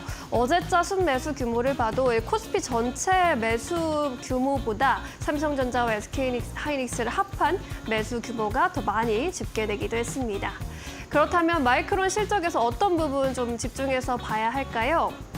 일단 25년간 연간의 디램 수요에서 그로스, 비트단 생산량 증가율 상향 여부를 살펴보는 것이 중요합니다. 하반기에 수요 둔화될 것이라는 우려감 좀 있기 때문에 두 자릿수 초반에서 상향 조정이 되는지 그 여부를 체크해 본다면 관세 불확실성이 해소될 수 있을지를 알 수 있겠다라는 분석이 나오고 있고요. 특히나 마이크론의 경우에는 HBM3 12단위 공급이 본격화되면서 마진이 얼마나 개선됐는지 그 여부도 함께 체크해 보시는 것이 중요하겠습니다. 마이크론 실적에 따라서 내일 또 주가 변동성 있을 수도 있으니까요. 체크해 보시면 좋겠습니다. 자, 반도체주 분위기 함께 살펴보고 가시죠. 제주반도체와 ISC, 미래반도체가 코스닥 안에서 반도체주의 흐름 이끌어주고 있습니다. 제주반도체 어제에 이어서 오늘도 급등하는 흐름, 현재 21%대 급등세 연출하면서 18,200원까지 올라왔고요. SK하이닉스와 삼성전자 역시 1에서 3%대 동반 강세 흐름으로 움직이고 있는 상황입니다. 세 번째 이슈로 함께 넘어가 보시죠. 카카오페이 소식 보겠습니다. 거래 정지가 풀렸는데 또 급등하면서 연일 신고가를 다시 써나가고 있습니다. 카카오페이 한 달 사이에 주가가 143%나 급등을 했는데 오늘 또 목표 주가 상향 리포트가 이렇게 나오기도 했습니다. 1등 핀테크사의 저력을 보여주고 있다. NH투자증권 목표가를 기존의 38,000원에서 13만 원까지 대폭 상향 조정했고요. 원화 스테이블 코인 도입 가능성에 대비해서 발빠르게 움직일 것으로 추측을 했습니다. 핀테크 산업 내에서 변화에 민첩하게 대응해온 사업자라면서 카카오 그룹 내에서 메신저, 은행, 증권 플랫폼 등을 보유한 이점을 누릴 수 있는 최대 수혜주라면서 스테이블 코인 테마주 안에서 단연 탑픽 종목으로 볼 수 있겠다라는 의견을 제시했습니다. 일정 측면으로 봤을 때 스테이블 코인 관련주에 좀 영향을 줄 만한 일정도 있습니다. NH투자증권에서 스테이블 코인 코퍼레이트 데이를 개최하는데 이렇게 6개 기업들이 발표를 앞두고 있습니다. 오늘은 NHNKCP, 미투온, 핑거가 발표를 할 예정이고 내일은 헥토파이낸셜, 다날 컴투스 홀딩스가 발표 예정되어 있는데 어떤 이야기가 나올지 좀 구체적으로 시장 진출에 대한 이야기가 나올지도 관전 포인트로 보시면 좋겠습니다. 시세 체크해보고 가시죠. 스테이블 코인 관련주 안에서는 시세 좀 엇갈리고 있습니다. 잘 가는 종목 그리고 좀 쉬고 있는 종목들이 극명하게 좀 갈리는 모양새입니다. 카카오페이의 경우에는 7%대 오름세 현재 구간에서도 유지를 해주고 있고요. 98,600원까지 올라와 있습니다. 핑거의 경우에도 2%대 오름세 나타내고 있고요. 반면에 NHNKCP 오전장에서 상승 흐름 보이다가 현재는 하락 전환한 모습 1% 가까이 밀려나고 있습니다. 다날과 헥토파이낸셜은 5에서 9%까지 낙폭 키우고 있다는 점 참고해 보시죠. 마지막 이슈로 넘어가 보겠습니다. 네, 일본의 애니메이션 명가를 품은 크래프톤, 아시아 IP 허브로의 전략을 시동을 걸고 있다라는 분석을 받았는데 오늘 주가에는 크게 호재로 반영되지는 않고 있는 모습입니다. 크래프톤 일본의 ADK 그룹을 인수를 했는데 ADK는 일본의 3대 광고 회사 중에 하나입니다. 우리가 잘 알고 있는 애니메이션 짱구는 못 말려, 도라에몽, 유희왕 등의 300여 편의 애니메이션 제작에 참여한 유명한 회사이고요. 취득 금액이 일본 750억 엔으로 우리 돈으로는 약 7,103억 원에 취득을 했습니다. 자기 자본 대비 10.4%에 해당하는 규모이고요. 이를 두고서 하나증권에서는 단기간에 이 시너지를 기대하기는 어렵겠지만 향후 IP 사업화와 애니메이션 IP의 게임화로 이어질 수 있겠다라고 분석을 했습니다. 그리고 특히나 이번 인수가 단일 M&A 역대 최대 규모이기도 하고 빅게임사라는 점이 큰 의미가 있다라고 짚었는데요. 빅게임 사업 인수를 통해서 글로벌 콘텐츠 사업을 진행하고자 하는 방향성이 확인되고 있다라고 평가를 했습니다. 앞으로 글로벌 무대로 더 크게 진출할 수 있는 모멘텀으로 눈여겨보셔도 좋을 것 같습니다. 게임주 전반적으로 현재 구간 상황 체크해보고 가겠습니다. 크래프톤은 1%대 약세로 움직이고 있습니다. 현재 35만 7천 원 선에 거래가 되고 있고요. 플레이위드와 네오위즈 같은 경우에는 오늘 돋보이는 흐름 보이고 있습니다. 특히 플레이위드가 9% 가까이 뛰면서 3,425원에 거래가 되고 있고요. 이 밖에 넷마블과 넥슨게임즈는 동판에서 1에서 2%대 약세 구간에서 움직이고 있습니다. 자, 이렇게 오늘의 종목 이슈들 그리고 종목들의 흐름까지 체크해봤고요. 이번에는 증권가 전화 연결 통해서 보다 자세한 의견 들어보겠습니다. SK증권 서용훈 차장 연결돼 있습니다. 차장님 안녕하세요. 네, 안녕하세요. 네, 오늘의 특징주들 점검해보고 있습니다. 차장님께서는 어떤 종목 눈여겨보고 계실까요? 네, 오늘 오랜만에 시장에서 좀 강하게 상승을 해주는 DLENC 특징주로 좀 보고 있는 상황이고요. DLENC가 오늘 다른 건설주들에 비해서 상당히 좀 강하게 상승을 해주는 모습들이 특징이라고 좀 볼 수 있겠습니다. 그 이유에 대해 살펴본다라면 현대건설과 상승 모멘텀이 좀 비슷하지 않을까라고 생각하고 있는데요. DLNC 같은 경우에는 과거에 프랑스와 SMR 사업 관련된 모멘텀을 좀 갖고 있는 시공 능력을 갖고 있는 원전 관련된 종목으로서 그동안에 좀 상승하지 못했던 거에 대한 순환매격으로 상승세가 좀 강하게 이어지고 있고 거기에 따라 기관 수급이 좀 강하게 들어오고 있다라고 볼 수 있겠고요. 최근 들어서 캐나다의 테레스트리얼 에너지와 함께 MOU를 체결을 하면서 원전 쪽에 대한 모멘텀을 계속해서 좀 받아가고 있다라는 점을 좀 볼 수 있겠습니다. 원전 관련된 종목들이 그동안에 좀 강세를 보였던 종목들은 좀 눌림목이 나오는 반면에 순환매가 나오고 있다라는 점을 감안해 본다라면 건설사 중에서 특히나 원전 시공 능력이나 원전 모멘텀을 갖고 있는 종목들의 건설사들은 꾸준히 좀 관심을 갖자라는 차원에서 DLNC 좀 특징적으로 좀 볼 수 있을 것 같고요. 두 번째 종목으로는 현대로템 볼 수 있겠습니다.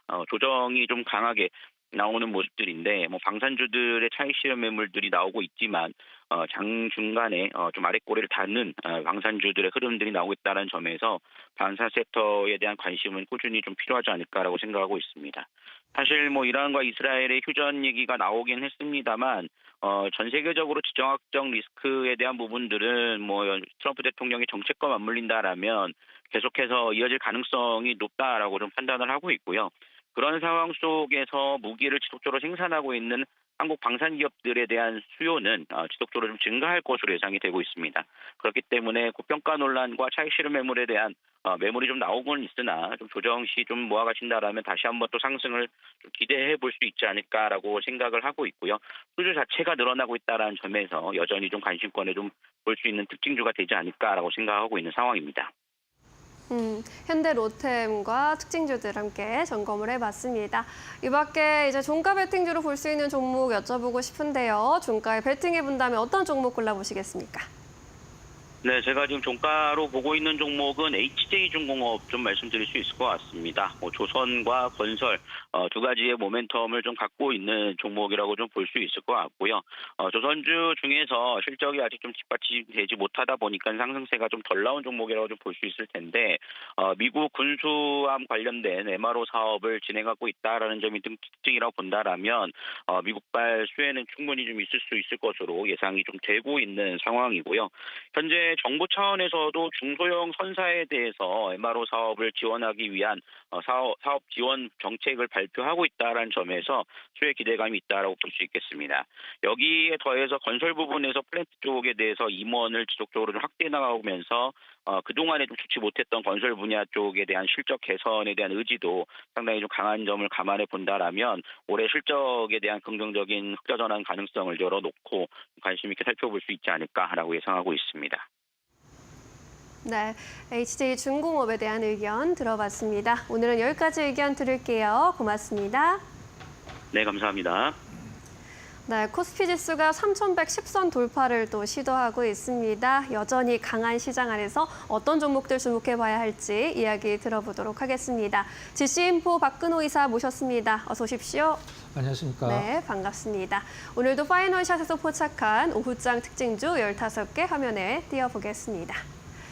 네, 한국전력 눈에 띄네요. 어제 이 시간에 말씀을 해주셨는데 오늘도 신고가 행진 이어나가고 있고요. 앞서 말씀드린 카카오페이 중간에 자리하고 있습니다. 크래프톤 같은 경우는 일본 기업 인수 소식이 있었는데 오늘 주가에 크게 반영되지는 않고 있고요. DLENC의 경우에 같은 건설, 원전 모멘텀 받는 종목들 상승세 나타내고 있는데 두산 에너빌리티는 하락 전환했습니다. 이 안에서 어떤 종목 눈여겨보는 게 좋을까요? 첫 번째 종목 열어보겠습니다. 제주은행 여기도 또 스테이블 코인 관련해서 합작법인 설립한다는 소식 전해지면서 급등세 보이고 있습니다. 이슈 어떻게 해석해야 할까요?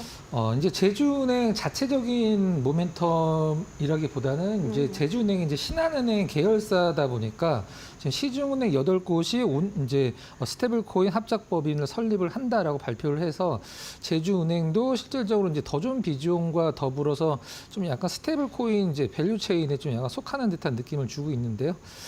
시세는 이제 어제는 굉장히 좀 깔끔하게 마감이 되는데 오늘 위쪽에서 소위 얘기하는 윗골을 좀 달면서 밀리고 있는 상황인데 한번 좀 체크를 해보도록 하겠습니다.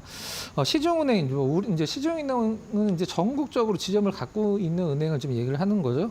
대표적으로 국민, 신한, 우리, 농협, 기업, 그다음에 시티은행 등 해서 8개 기업이 컨소시엄을 구성을 해서 디지털 자산 사업을 진출을 한다. 그냥 쉽게 얘기해서 그냥 스테이블 코인에 진출을 한다. 그렇게 보시면 될 것 같아요. 최근에 움직이는 종목군들 보면 굉장히 좋은 종목군들도 많이 움직이고 있습니다만은 당연히 테마는 이제 스테이블 코인이고 이 스테이블 코인 관련주들을 포트에 한두 개 정도 없으면 굉장히 좀 약간 서운한 그런 시절인데 일단은 당장 어떻게 진출하는데 지금 우리나라에서 이제 스테이블 코인을 발행을 할 거예요라고 직접 밝힌 기업은 사실 그렇게 많지는 않죠. 카카오페이, 그다음에 KG, 이니시스 요 정도 이제 보시면 될 것 같은데 일단은 언제 어떤 이제 그 절차를 밟아서 이 8개의 은행들이 이제 스테이블 코인과 관련된 사업을 진행할지 일단 올해 말에서 내년 초 정도에 일단 합작 법인을 설립을 한다라고 그래요. 지금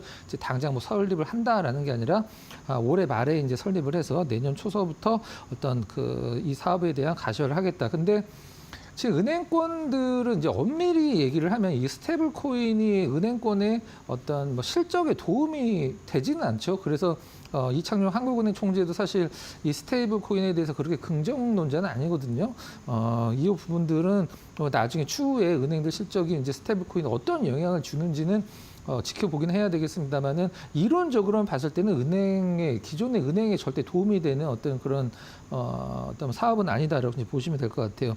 그 다음에 제주은행이 신한은행 계열이긴 하지만 더존비전이 올해 이제 4월 달에 제주은행이 단기 급등했다가 좀 약간 내려온 적이 있었거든요. 그때 어떤 일이 있었냐면 더존비전이 이제 제주은행 지분을 15% 이상 갖고 갈 수는 없기 때문에 14.99%를 570억 주고 이제 유상증자 참여를 해서 단독으로 2대 주주로 올라왔었죠. 제주은행의 특성을 보면 물론 제주은행이 제주도에만 있는 건 아닙니다. 물론 제주도 위주로 있지만 부산에도 좀 있고 한데 제주도가 이제 주 영역 구역이기 때문에 제주도는 여러분들 다들 아시다시피 기업들이 별로 없습니다. 그래서 뭐 대출이라든가 이런 것들이 이제 거의 소상공인이나 뭐 개인들 위주로 이제 해주고 있는데 이 더존비주온의 어떤 ERP 뱅킹이라고 해서 더존비주온은 우리나라의 그 300만 개 이상의 기업의 정보를 갖고 있는 기업이기 때문에 우리가 보통 기업들이 대출하러 갔을 때 가장 어려운 게 이제 대출 심사잖아요. 근데 기존의 그 회사의 재무제표를 꽉 확실히 알고 있는 이제 더존비주온의 어떤 정보를 활용해서 제주은행이 ERP 뱅킹을 시작한다라고 하면은 상당히 뭐 그동안에 이제 다운되고 있었던 실적이 좀 우상향할 수 있을 가능성도 있다 이렇게 보시면 될 것 같아요. 차트 잠깐 보면서 말씀을 좀 드려보도록 하겠습니다. 자, 이쪽에 이제 4월 달에 급등했을 때가 이제 더존비주온이 570억 유상증자를 단독으로 참여를 했을 때 일단 뭐 제주은행에 대해서 시장이 굉장히 좀 상승세가 좀 높게 나왔던 상황이고요. 이제 지금 어제 오늘 오르는 것은 앞서서 이제 말씀드렸던 은행들이 어떤 스테이블 코인과 관련된 합작법인 관련된 모멘텀이다 보시면 될 것 같아요. 제가 이제 뭐 여러분들 스테이블 코인 너무 뭐 관련주도 사고 싶으셔서 공부 많이 하시겠지만 페이보다는 결제 시스템보다는 스테이블 코인을 발행하는 기업이 돈은 굉장히 많이 벌게 되는 구조이기 때문에 뭐 옥석을 좀 가리는 어떤 뭐 시기라고 좀 생각을 하고 있는데 단기적으로는 페이주들이 어떤 상승세는 높게 나오겠습니다만 중장기적으로 길게 올라갈 주식군들은 스테이블 코인을 발행하는 기업이 된다라는 것은 염두에 두고 접근을 하시면은 좋을 것 같습니다. 네, 오늘도 스테이블 코인 관련주들은 그야말로 핫한 움직임 보이고 있는데 이 안에서 옥석 가리기를 잘 해보셔야 할 것 같습니다. 의견 잘 참고해 보시기 바라겠습니다. 이제 두 번째 특징주로 넘어가 볼까요? 어떤 종목을 선택해 주셨습니까? ISC 반도체 테스트 소켓 전문 기업인데 현재 구간 13% 이상 뛰어가고 있습니다. 이슈도 있는 것 같고요. 네. 어떻게 보십니까? 반도체 지금 양 대장이 상승세가 굉장히 좋은 편인데 ISC가 어제까지는 사실 시세가 거의 안 나왔었죠. 그래서 오늘 현재 한 14% 정도 과거로 치면은 거의 뭐 상한가에 준하는 시세가 나와주고 있는데 오늘은 어떤 뭐 실적이라든가 어떤 다른 뭐 반도체와 관련된 모멘텀보다도 새로 ISC에 관심이 있어서 5% 이상 사모은 주주가 이제 시장에서 기사화가 되고 있죠. 어느 쪽이냐면은 이제 노르웨이 중앙은행이 노르겐뱅크가 이제 ISC 주식을 이제 장내 매수를 통해서 네. 5.03%를 보유했다라고 이제 공시를 했는데 5%가 넘으면 이제 그 주식을 그 기업의 주식을 왜 샀는지 공시를 해줘야 되거든요. 우리가 보통 세 가지로 나눌 수가 있는데 일반 공시가 일반 투자가 있고 단순 투자, 일반 투자, 경영 참여 세 단계로 나눌 수가 있는데 단순 투자는 그냥 뭐 올라갈 것 같아서 뭐 샀습니다. 뭐 좋아 보여서 샀어요. 이런 게 이제 단순 투자죠. 시세 차익을 노리는. 근데 일반 투자 그 다음 단계 일반 투자 같은 경우는 일단 뭐 단순 투자보다 한 단계 높다라는 것에 힌트를 얻을 수도 있지만 내가 어느 정도 그 회사에 좀 약간 그 좋은 점이나 안 좋은 점들을 좀 약간 소위 얘기해서 참견을 좀 하고 싶을 때 하는 게 이제 일반 투자들 주주총회에서 굉장히 좀 약간 센 발언들을 하는 게 바로 일반 투자자들이고 네. 그 다음에 이제 경영 참여라고 밝힌다라고 하면은 말 그대로 이제 시장에서 가장 좋은 게 이제 경영 참여를 좋아하죠. 이 어떤 지분 경쟁이나 이런 게 붙을 수가 있기 때문에. 근데 이번에 이제 노르웨이 중앙은행 노르겐뱅크 같은 경우는 그냥 뭐 단순 투자예요라고 이제 밝혔습니다. 그냥 뭐 ISC 주식이 좋아 보여서 샀어요. 이렇게 밝힌 부분은 이제 참고를 하시면 될 것 같고요. 네.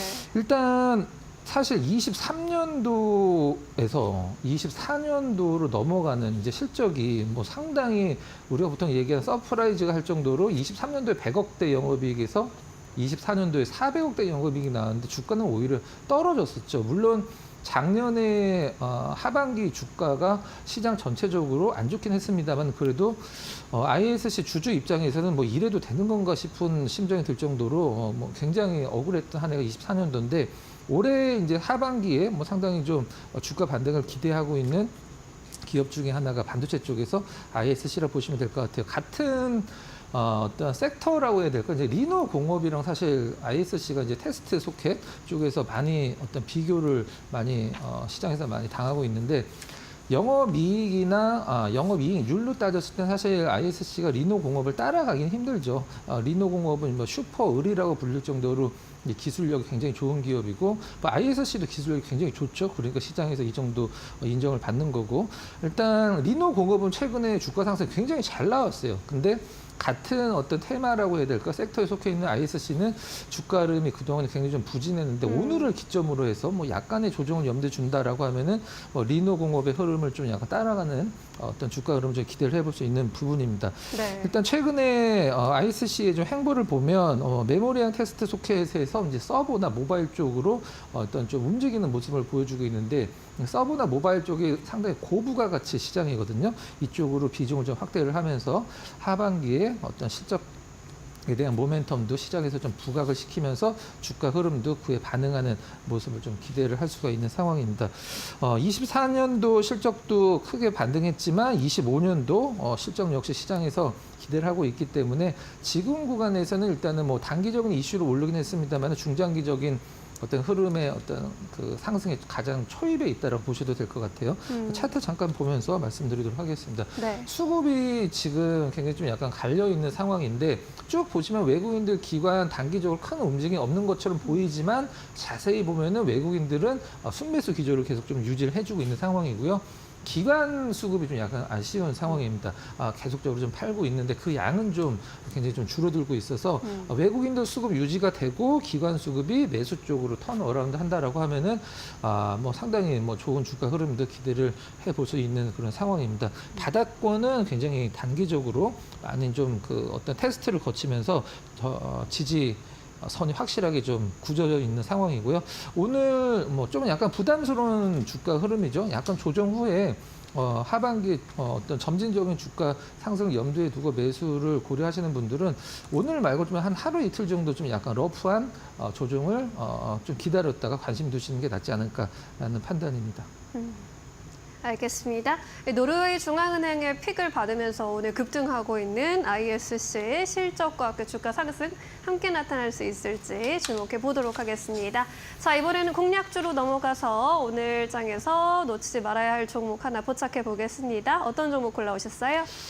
하나투어를 한번 좀 골라봤습니다. 여행. 네. 여행주 좋게 보신 이유는요? 일단 우리나라로 들어오고 있는 여행객들은 뭐 연일 뭐 가장 뭐 최고치를 기록을 할 정도로 뭐 높은 치수가 나오고 있다라는 뉴스들 많이 접해 보셨을 거예요. 그로 인해서 뭐 카지노 관련주, 그 다음에 뭐 호텔 관련주들 주가 상승 굉장히 바닥권에서 많이 올라왔는데, 하나투어는 일단 뭐 들어오는 부분보다도 이제 나가는 여행객들이 많아야지 사실 돈을 많이 벌겠죠. 이번에 이제 될지 안 될지 과연 될까라는 부분이 하나 있는데, 이번 정부대로 정책 중에 4.5일째 근무를 도입을 한다라고 이제 얘기가 많이 나와주고 있는데, 제가 봤을 때는 좀 약간 이번 정부의 어떤 들어서서 일 처리를 하는 것들을 봤을 때 4.5일째 근무 뭐 안 될 이유가 없다라고 좀 생각을 하고 있는데, 이럴 때 네. 가장 많이 움직이는 게 이제 사실 여행 관련주죠. 그 중에 이제 중심에 하나투어가 있다라고 이제 보시면 될 것 같은데, 올해 상반기에 굉장히 좀 여행객의 감소를 불러일으킬 만한 좀 안 좋은, 좀 안타까운 일들이 좀 많이 있었어요. 일단 첫 번째로 이제 무항공항 좀 참사가 좀 있었고, 그 다음에 이제 어떤 대통령 탄핵과 관련된 정치 불안이 있었기 때문에 여행을 뒤로 좀 미루는 어떤 여행객들이 계획을 했다가 스케줄을 좀 뒤로 미루는 여행객들이 굉장히 많았다고 그래요. 우리 직장인 분들이 지금 올해 하반기에 가장 기다리는 날이 언제일까요? 제가 봤을 때는 10월? 그렇죠.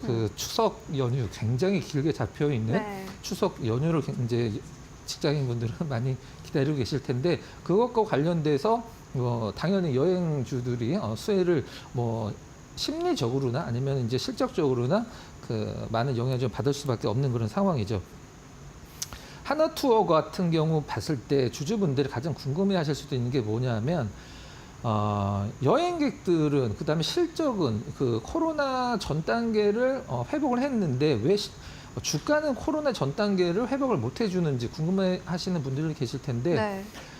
코로나 때 워낙 힘들었기 때문에 자산 같은 경우를 매각을 좀 많이 했어요. 그렇기 때문에 이제 자산 가치도 좀 내려가고 실적은 올라왔죠. 이제 그 부분은 이제 다시 돈을 벌어서 채워놓으면 되는데, 과거에 코로나 전 단계의 어떤 그 하나투어도 이제 명동에 있던 호텔도 거의 뭐 1,000억 가까이 매각을 하고, 일단 그러면서 좀 어려운 시간을 버텨냈는데, 이제는 시장에서 좀 약간 관심을 받아야 될 때가 아닌가. 이제 매수적으로는 뭐 호텔주들, 카지노주들이 관심을 받았다라고 하면 하반기에 여행객들이 이제 성수기도 이제 3분기, 2분기 후반, 3분기 초반이 이제 여행 극성수기죠. 하나투어 실적 개선도 한번 좀 기다려볼 필요성도 있고요. 실질적으로 제도권에서 하나투어 올해 실적이 역대 최고 실적을 기록할 것이다라고 전망을 하고 있는 상황이거든요. 근데 그와 반대로 주가는 거의 못 올랐기 때문에 좀 아쉬운 상황인데, 안 올랐으니까 이제 관심을 뭐 가져야 되는 타이밍이 아닌가라는 생각을 하고 있습니다. 차트 잠깐 보면서 말씀드려보도록 할게요.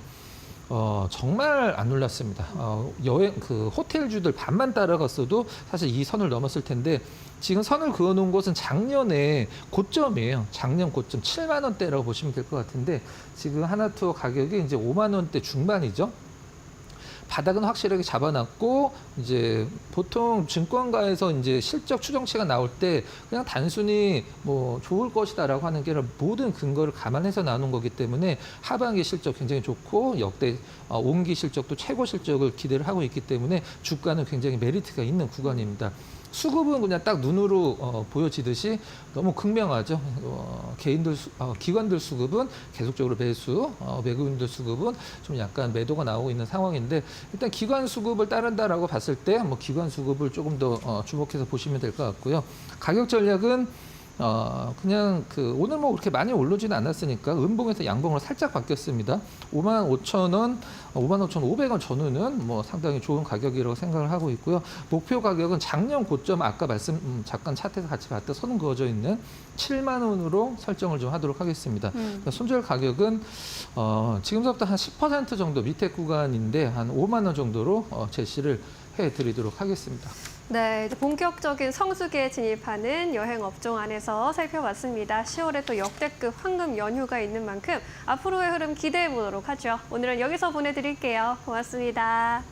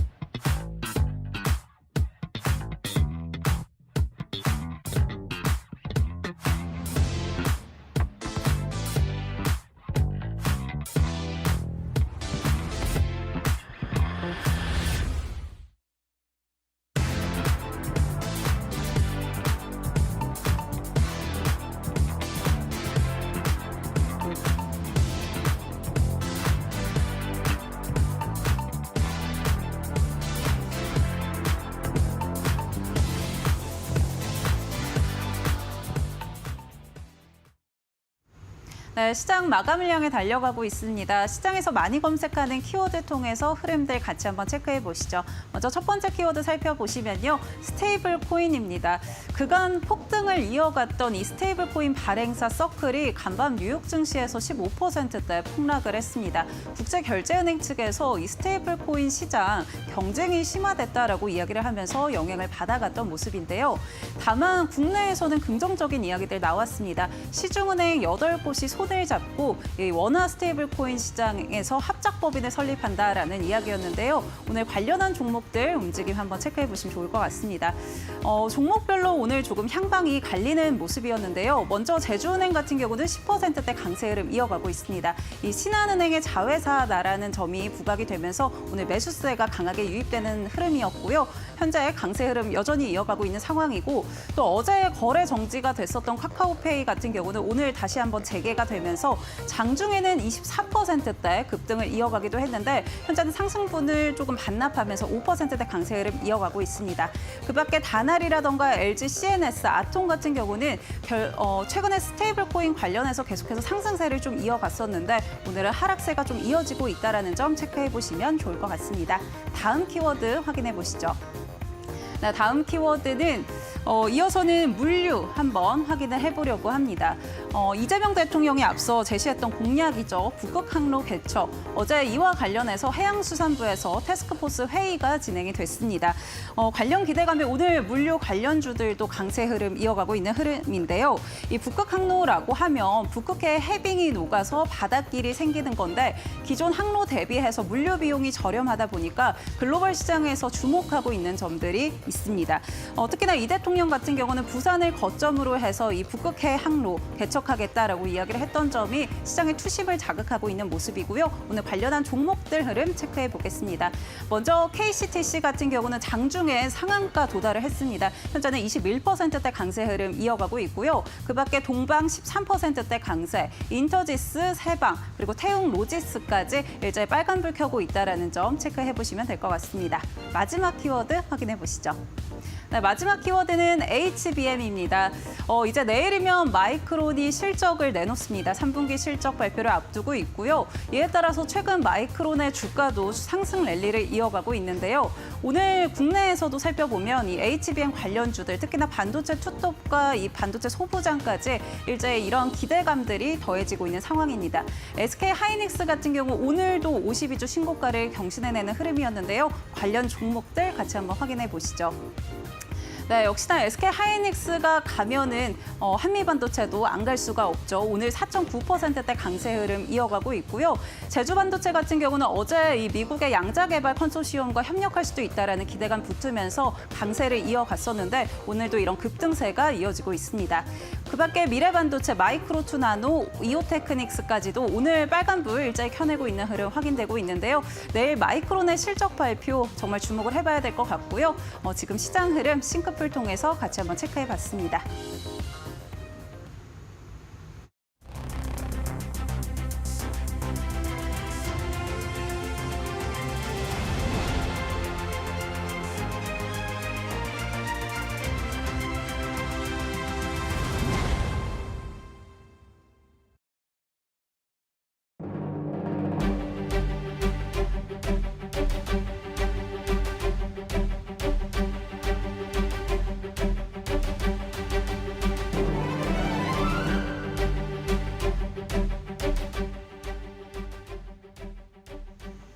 네, 김동준의 스몰캡 시간으로 이어가 보겠습니다. 오늘도 시장에서 상대적으로 덜 주목받았지만 가치가 있는 숨겨진 매력이 있는 중소형 개별주에 대해서 깊이 있게 들여다보는 시간이고요. 오늘 이 시간에는 신한금융투자의 김동준 부장이 함께합니다.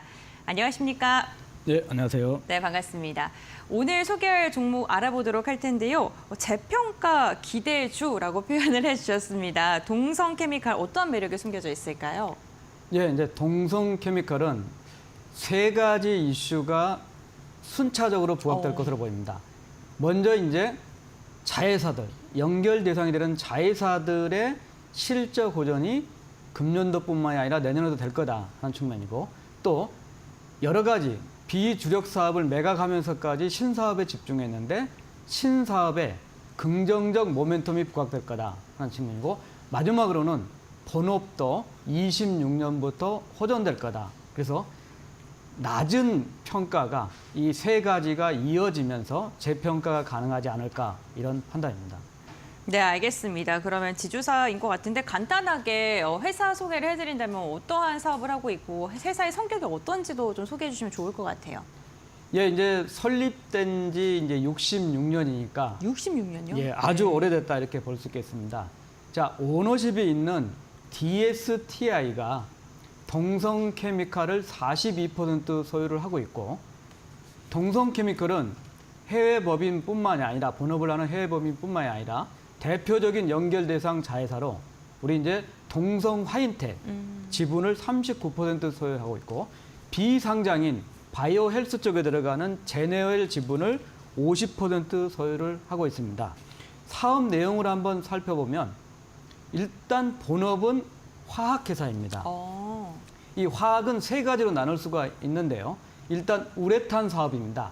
흔히 이제 나이키의 신발창에 들어가는 소재, 이제 폴리우레탄 계열의 PU 소재라고 하고 또 TPU, 열가소성 PU 소재라고 하는데 요거는 이제 주로 이제 성형, 접착제, 자동차용으로 쓰이는 제품이 되겠고 두 번째로는 이제 석유화학인데 이 부분은 이제 기능성 용재 부분이고요. 세 번째로는 정밀화학입니다.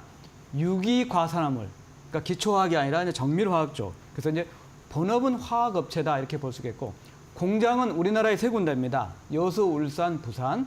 그리고 해외에는 인도네시아, 베트남, 그리고 중국인데 특별하게 주목받는 부분은 인도네시아의 PU 공장이 이제 새로운 공장인데요. 네. 생산 능력이 이 세 개 국가에 갖고 있는 거의 3배 규모이니까 이게 이제 가동되면서 앞으로 이제 글로벌 시장까지 봐야 되겠지만은 가동률 추이가 좀 주목되는 상황이다. 이렇게 볼 수 있죠.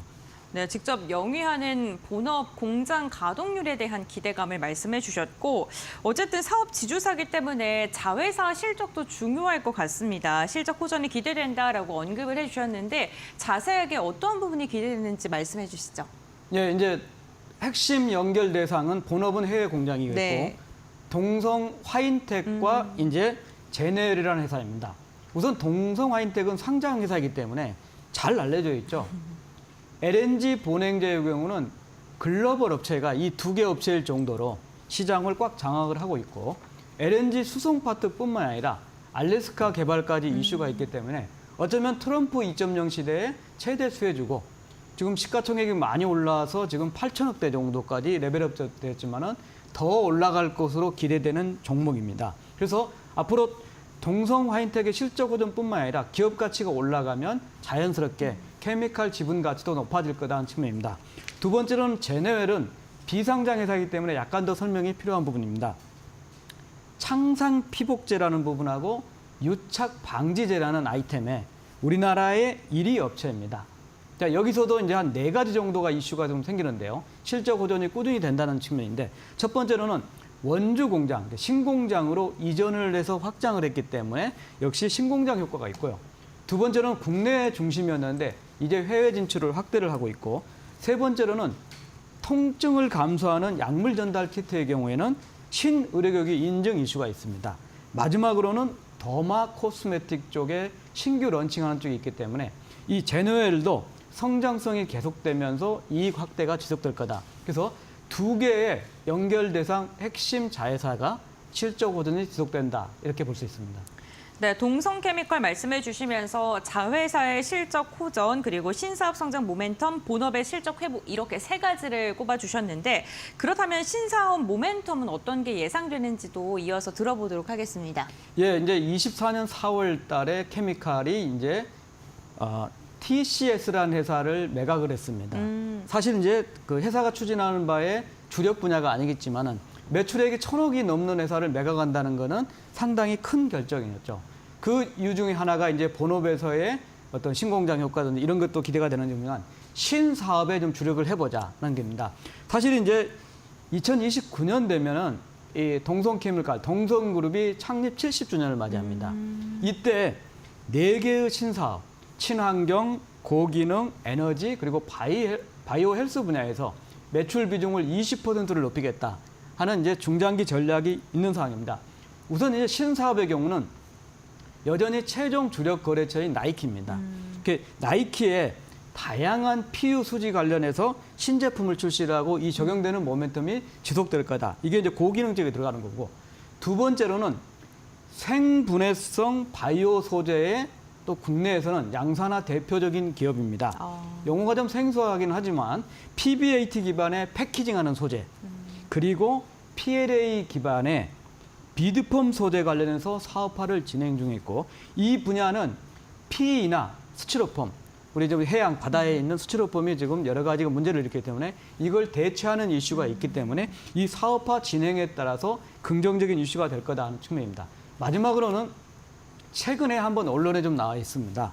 갑자기 이제 비만 치료제 개발에 국책 사업에 뛰어든다 이렇게 기사가 났는데 실상은 바이오플러스라는 회사, 필러 업체죠. 이 필러 업체가 주도하는 국책 개발이 비만 치료제 개발인데 여기에 상용화가 될 경우는 원료를 양산하는 업체가 필요하고 이 원료 제조사로 참여를 하기 때문에 바이오플러스가 주도하는 비만 치료제가 더 진일보될 경우에는 역시 수혜주로 부각이 될 수 있다. 이게 신사업이 되겠습니다.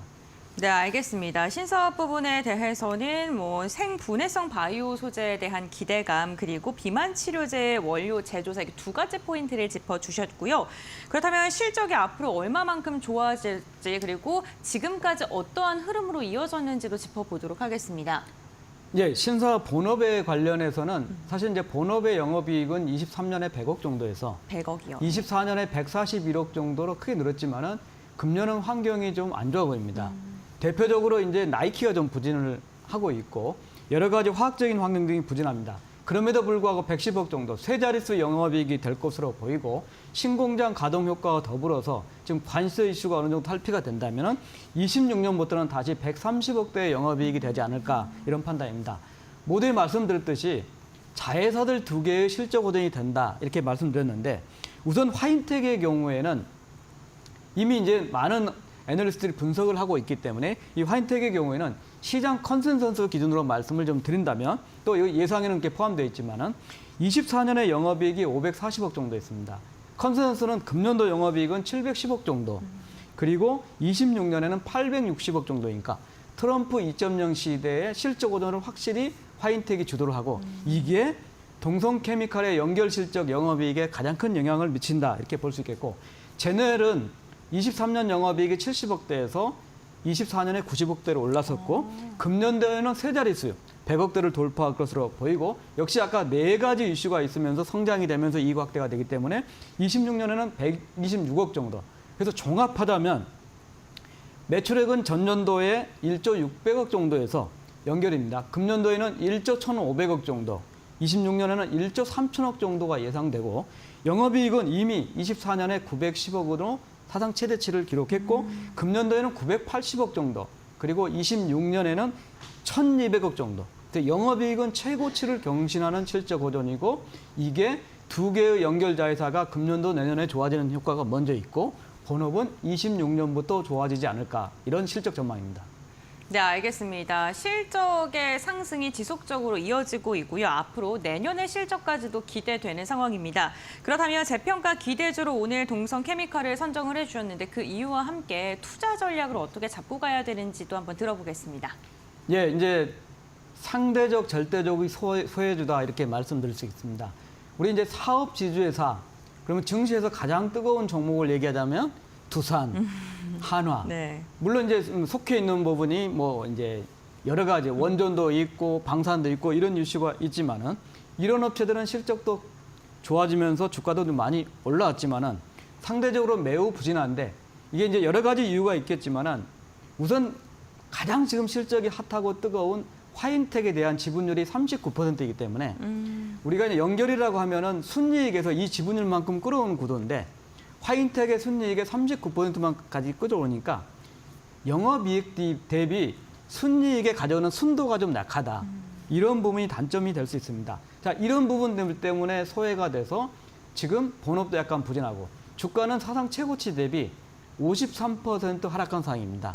다른 사업 지주사들이 최고치를 계속 경신하가는 랠리가 되지만은 이거는 상대적으로 매우 싸다. 이런 측면입니다.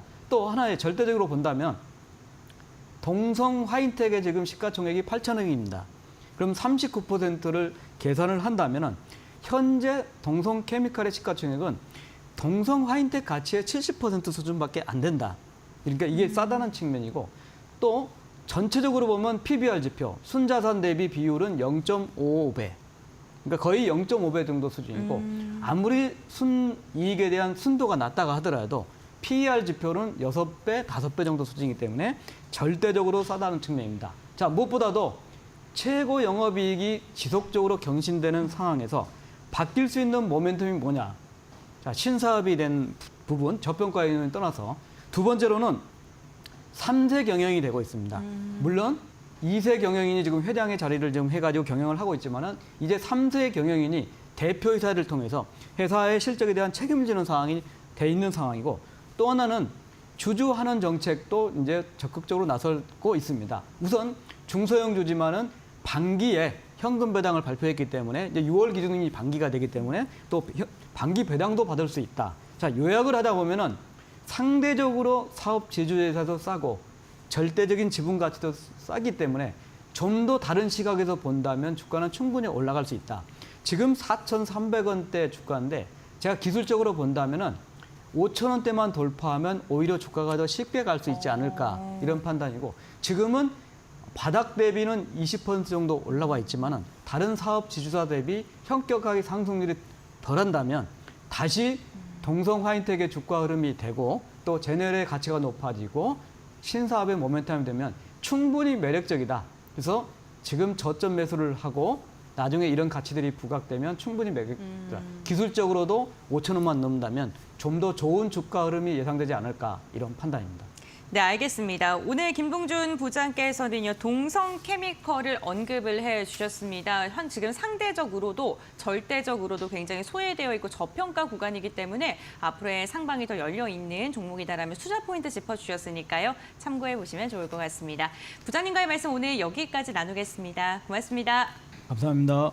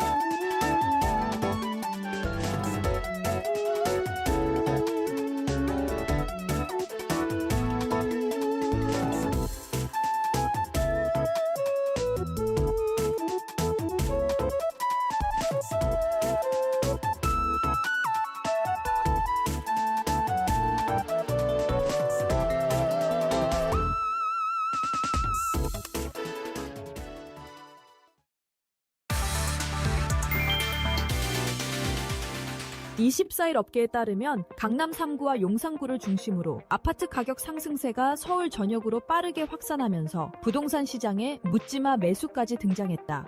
중개사무소 관계자는 매수세 확산 분위기가 마포 성동구에서 최근에는 동작 서대문 동대문구로 번지고 있다며 강동구 상일동 인근은 아예 집을 보지 않고 매매 거래가 이뤄질 정도라고 전했다. 한국부동산원이 최근 발표한 6월 셋째 주 주간 아파트 가격 동향에 따르면 서울 주간 아파트 매매 가격은 전주 대비 0.36% 상승했다.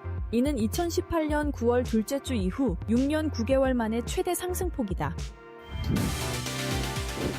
이재명 대통령이 언급한 5천 시대가 현실화될 수 있다는 기대감이 커지고 있다. 시장에서는 내년 상반기까지 코스피가 3,600선에 도달할 수 있다는 전망도 나왔다. 외국계 투자은행 JP모건은 3,500까지 상승할 가능성을 제시했다. JP모건이 제시한 근거 중 하나는 새 정부가 추진하는 상법 개정이다. 개정안의 핵심은 주주 권리 강화로 회사 이사의 충실 의무 대상에 회사뿐 아니라 주주를 포함시키는 내용이다. 이 개정안은 쪼개기 상장 관행을 제약할 수 있다는 점에서 주목된다. 그동안 핵심 사업을 분할 상장하면서 모 회사의 주가가 하락하고 주주의 이익이 침해되는 일이 잦았지만 개정안이 통과되면 이런 행위가 어려워진다. 다만 경제 전망이 낙관적이지만은 않다. 한국은행은 올해 성장률 전망치를 1.5%에서 0.8%로 크게 낮췄고 수출 부진과 글로벌 경기 둔화가 기업 실적에 부담으로 작용하고 있다. 특히 코스피 대장주인 삼성전자 등 주요 기업의 실적 회복이 중요하며 미국과의 관세 협상 역시 시장의 주요 변수로 작용할 전망이다.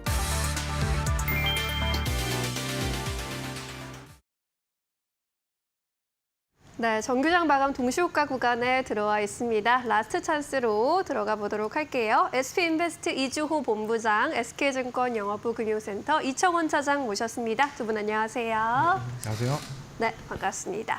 오늘 양 시장은 엇갈린 흐름으로 마감할 것으로 예상이 되고 있습니다. 오늘 시장 특징 좀 잡고 갈게요. 이주호 본부장께서는 어떻게 분석해 보셨을까요? 네, 일단 마이크론 실적 얘기를 안 할 수가 없을 것 같고요. 내일 새벽에 마이크론 실적 발표가 예정되어 있는데 이를 앞두고 지금 반도체 섹터 전반적으로 좀 상승세가 나왔습니다. 특히나 오늘 SK 하이닉스는 여전히 강한 모습을 보였고요.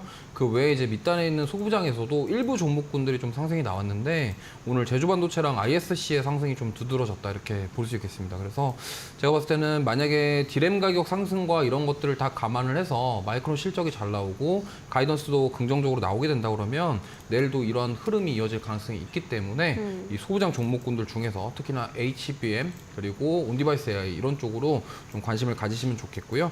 그 다음에 이제 현대차랑 기아가 오늘 좀 상승이 또 두드러졌습니다. 오랜만에 자동차 쪽에서 상승이 나왔는데 사실 5월 수출 데이터는 굉장히 부진했어요. 부진했음에도 불구하고 지금 6월 수출이 그나마 긍정적이다라는 소식, 그 다음에 이러한 부분들이 지금 하이브리드 카랑 SUV 차종에서 좀 이루어졌다라는 점들, 그렇다고 한다면 전기차에 대한 부분들은 여전히 좀 업황이 살아나는 모습들이 보이지 않고 있지만 그럼에도 불구하고 하이브리드 카와 SUV 중심으로 업황이 바닥을 찍은 것이 아니냐에 대한 부분들이 좀 반등이 나오는 원인이 아니었나 이렇게 생각합니다. 그리고 지금 원전 관련주들은 이제 두산에너빌리티가 쉬어가면서 현대건설이 바톤을 이어받았고 특히나 SMR이라던가 탄소 포집에 대한 기대감 속에서 DLNC라는 종목이 또 새롭게 등장을 했습니다.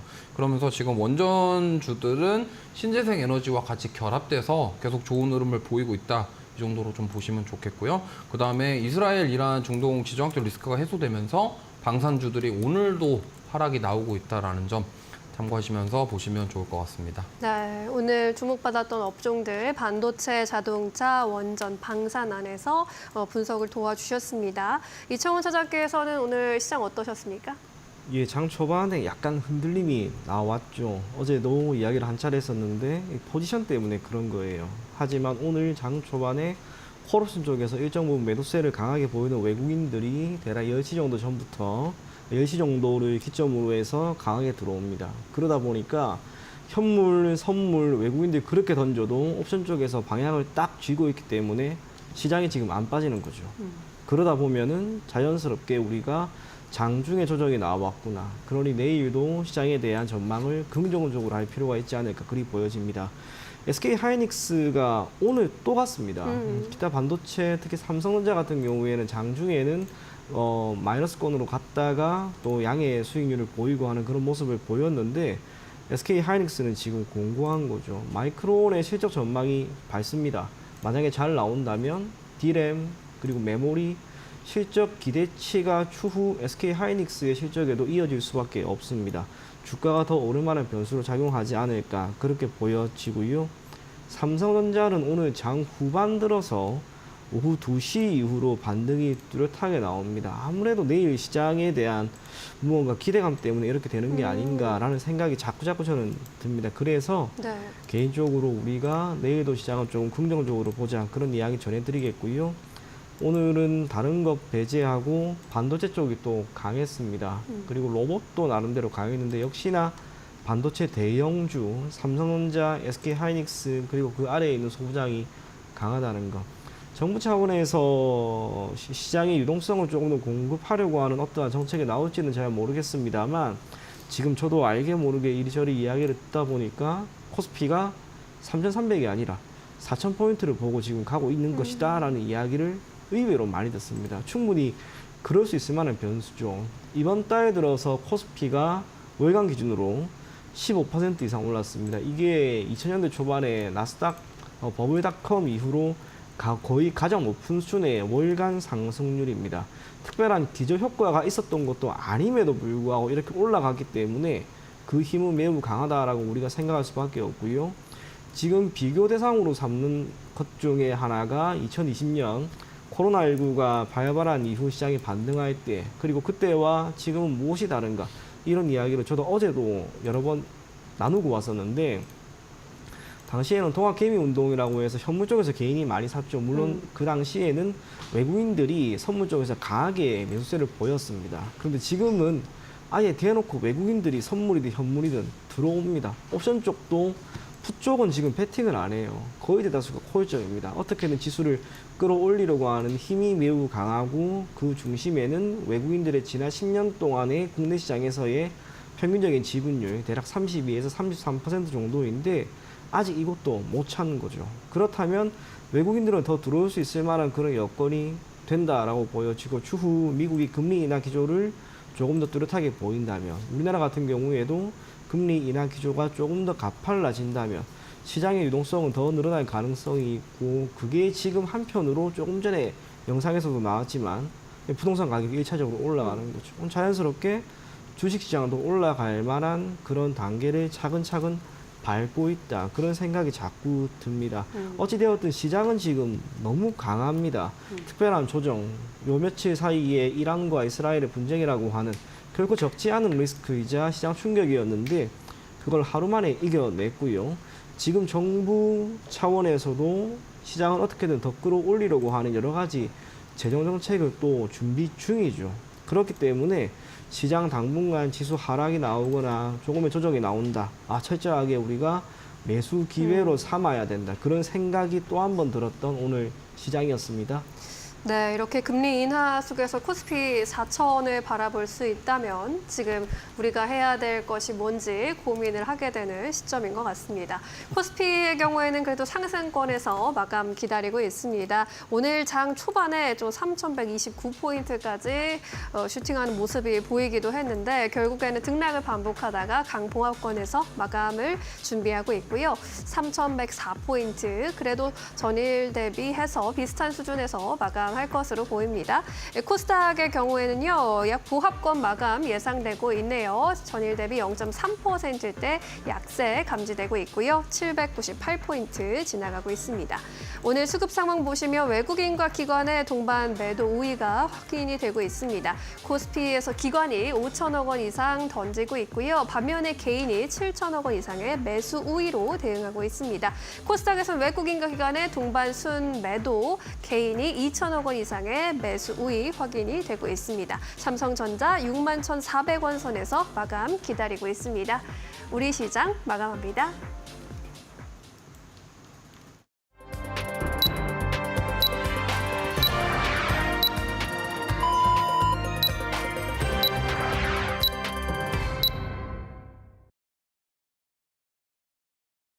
네, 6월 25일 수요일장 우리 시장 마무리가 됐습니다. 양시장 오늘 등락을 거듭하다가 조금은 엇갈린 채 다만 명확한 방향성을 보여주기보다는 경계감이 있었던 하루였습니다. 종목별 그리고 섹터별로의 희비도 굉장히 엇갈렸던 하루였는데요. 트레이딩 뷰를 통해서 조금 더 자세하게 알아보도록 하겠습니다. 오늘 시장은요, 그동안 많이 상승했었던 섹터를 중심으로는 차익 매도 물량이 나왔고 상대적으로 소외받았던 섹터를 중심으로는 매수세가 유입됐습니다. 대표적으로 방산 관련 기업들 하나 에어로스페이스, LRG, 넥스원이 3에서 4%가량의 하락세, 한화 시스템도 6%가량 빠진 채 마감을 했고요. 2차 전지는 오늘 소폭의 쉬어감, 그리고 원전주 최근 강했었던 두산 에너빌리티가 4%가량의 조정, 그리고 조선도 오늘 5에서 3%, 하나오션도 5%가량의 내림세를 보이면서 마무리가 됐습니다.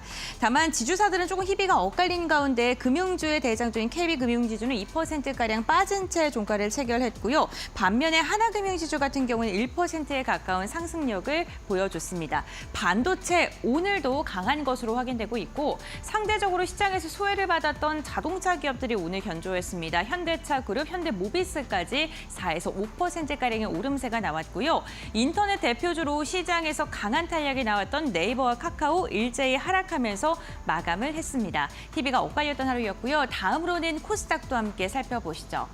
코스닥 같은 경우에도 혼조세가 펼쳐졌습니다. 지금 보시는 것처럼 색깔이 굉장히 알록달록하게 종목이 지금 있는데 알테오젠 같은 경우 결국에는 보합권에서 마감을 했고요. 오늘 비만 치료제, 삼천당제약이 강하게 빠진 모습이 나타났습니다. 코로나 관련 기업들 일부 종목을 중심으로는 개장 직후부터 시세가 나왔고 CGN이 5%가량의 오름세가 보였습니다. 최근에 많이 상승했던 로봇, 레인보우 로보틱스가 오늘 차익 매도 물량이 나왔고요. 반도체 관련 기업들 가운데 일부 종목은 강한 시세가 나왔습니다. 이오테크닉스 7%가량 상승했고요. 원익 IPS도 3.8%, 리노공업 1%, 동진세미캠도 무려 5%가량의 오름세가 나왔고요. ISC 같은 경우는 16%가량의 강한 상승이 포착이 됐습니다. 다만 게임 관련된 기업들은요, 전반적으로 부진했던 모습 확인해 보시면 좋을 것 같고요. 엔터주들도 전체적으로 오늘은 시장에서 빠지는 모습, 미용 관련해서 화장품 관련 기업들 VT와 실리콘투도 오늘 2에서 4%가량의 하락세를 보이면서 마감을 했습니다. 다음으로는 지수의 마감 상황 함께 살펴보겠습니다. 결국에는 오늘 유가증권 시장의 상승 지켜내면서 마감을 했습니다. 3,108선에서 종가를 체결했고요. 대형주가 상대적으로 더 강한 모습 나오면서 코스피 200이 0.4%가량의 오름세가 포착이 됐습니다. 다만 코스닥은 상승 전환에 실패했습니다. 0.3%. 최근에 중소형주보다는 대형주의 시세가 이어지는 모습이 연일 나타나고 있습니다. 다음으로는 수급 상황 함께 살펴보시죠. 네, 오늘 유가증권 시장입니다. 개인이 오늘 시장의 하단을 좀 지지해줬습니다. 상승으로 이끌어낸 동력이었고요. 7,500억 원가량의 순매수가 집계가 됐습니다. 외국인 매도폭을 조금 줄인 가운데 1,900억 원가량 던져냈고 기관 가운데서는 금융투자의 매도가 굉장히 거셌다는 점 체크해보시면 좋을 것 같습니다. 다음은 코스닥 매매 동향도 함께 확인해 보시죠. 코스닥도 마찬가지로 개인만 담아냈고요. 외국인과 기관의 쌍끌이 매도세가 나왔습니다. 다만 기관의 매도폭은 크지 않았고요. 선물 시장까지 보게 된다면 외국인이 선물 시장에서 3거래일째 강한 매도가 나오고 있고 기관이 오늘 선물 시장에서는 매수를 선택했다는 점도 체크해 보시면 좋을 것 같습니다. 시가총액 상위 종목 함께 살펴보겠습니다. 유가증권 시장입니다. 오늘도 삼성전자와 SK하이닉스는요 강했습니다. 다만 시가 대비에는 종가에는 조금 하락을 상승폭을 반납하는 모습이었는데요. 삼성전자 1.3% 상승하면서 6만 1,000원 돌파했고요. SK하이닉스 오늘 또 신고가 돌파하는 데 성공을 했습니다. 삼성바이오로직스 보합권, LG에너지솔루션 같은 경우에는 오늘 시가보다 좀 빠진 채 마감을 했고요. 네이버 같은 경우는 오늘 2% 넘는 하락세를 보이면서 최근에 많이 상승했던 만큼 피로감이 주가에 확인이 되고 있습니다. 다음 6위부터 10위 함께 살펴보겠습니다.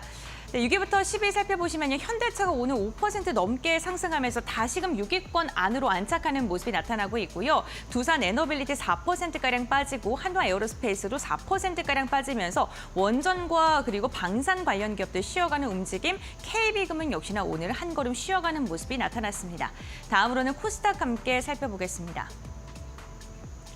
네, 알테오젠 보합권 에코프로비엠 같은 경우는 결국에는 상승 전환하면서 마감하는 데 성공했고요. HLB가 오늘 0.2%가량 오름세를 보이면서 마감했습니다. 다만 최근에 많이 상승했었던 단기적으로 강한 상승 나왔던 에코프로 그리고 레인보우 로보틱스는 오늘 하락한 채 마무리가 됐습니다. 다음 장 보시죠.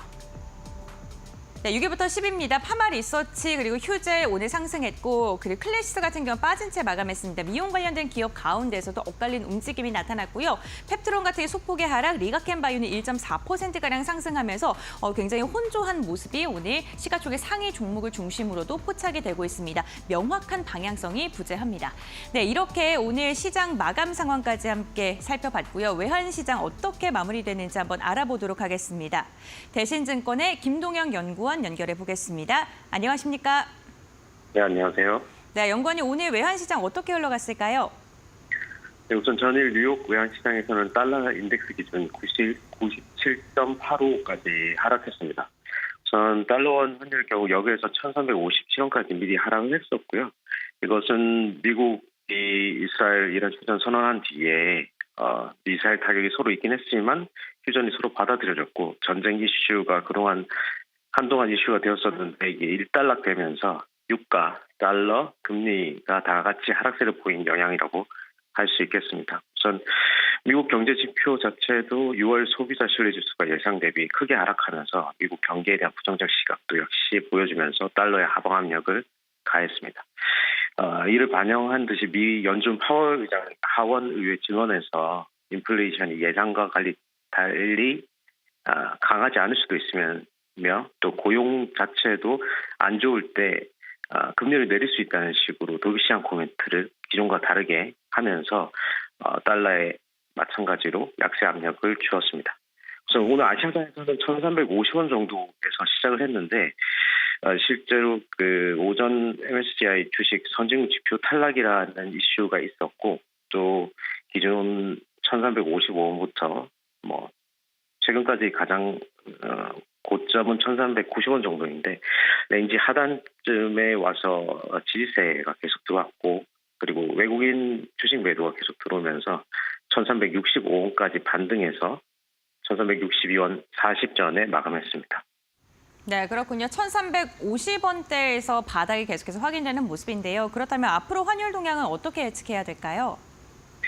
우선은 지금까지 극단적 운동성을 주던 전쟁 이슈가 마무리되면서 다시 이전에 경기와 관세 이슈 포커스가 돌아갈 것으로 보입니다. 우선 미국 경기 하강 및 금리 인하 기대가 계속 지금 상승하고 있고 전일 파월 발언으로 금리 시장에서는 연 2회 미국 금리 인하 확률을 반영하고 있는 모습으로서 우선은 달러 매도가 지속적으로 나오고 있고 또 전쟁이 끝나면서 이제 리스크온으로 자금들이 흘러가는 모습들이 보였습니다. 오늘도 외국인이 주식 매도를 하긴 했지만 통화선물 시장에서는 계속 달러를 팔면서 전체적으로 달러에 대해서 매도 물량이 계속 초래되고 있는 것으로 보입니다. 그래서 장기적으로는 달러에 대해서는 계속 하방 압력이 있다고 아직 볼 수 있고 아직은 레인지를 벗어나지 않았지만은 리스크온 상황이 계속 된다면은 하방 압력으로 1,350원을 깰 수 있는 가능성이 있다라고 생각하고 있습니다. 네, 알겠습니다. 미국 금리 인하에 대한 가능성이 커지는 만큼 달러 약세가 더 지속될 수 있다라는 이야기 해주셨습니다. 오늘 말씀 여기까지 듣겠습니다. 고맙습니다. 감사합니다. 네, 오늘 코스피와 코스닥 살짝 엇갈리면서 마감 지었습니다. 시장은 이제 내일 새벽에 나오게 될 마이크론의 실적 발표에 주목을 하고 있고요. 관세 협상이 한 주 앞으로 다가왔다라는 점도 경계 요소로 잡히고 있습니다. 내일 시장 투자 전략 잡고 가보도록 할게요. 이주 본부장께서는 전략 어떻게 세우고 계십니까? 네, 오늘 사실 마이크론 실적 얘기를 안 할 수가 없는데요. 오늘 반도체 소부장들 움직임 보면요. 우리가 예상했던 하이닉스를 따라 움직이는 이수페타시스라던가 이런 종목군들은 생각보다 힘을 내지 못했고요.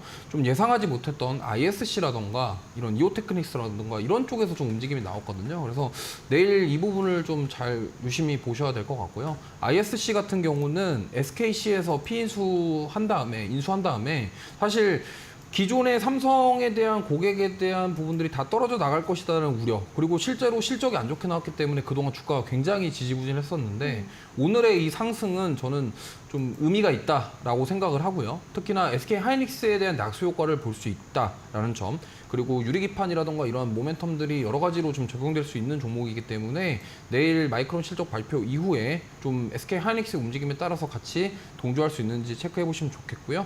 그 다음에 지금 카카오 그룹주입니다. 계속적으로 지금 카카오 그룹주들의 상승세가 무서울 정도인데 페이 같은 경우는 거래 정지되고서 오늘 그 다음 날인데도 급등이 나왔었습니다. 물론 오늘 뭐 윗골이 달리긴 했지만은 그래서 카카오 그룹주들이 지금 그동안 많이 올라온 상황에서 지금 신용 미수 물량도 엄청 많이 늘었다고 합니다. 그래서 투자를 하실 때 지금 고점에서 접근하시는 분들은 좀 주의가 필요할 것 같고요. 네. 물론 스테이블 코인에 대한 기대감이 굉장히 큽니다만 이 부분에 있어서 좀 주의를 하셔야 될 게 그 제도화되고 뭔가 제정이 되는 데까지 시간이 굉장히 많이 걸립니다. 그래서 지금 단기간에 이렇게 과도한 기대감 속에서 많이 올랐다는 부분, 그러면 강력한 차익 매물이 나올 수도 있다는 점을 항상 염두를 해두시기 바라겠고요.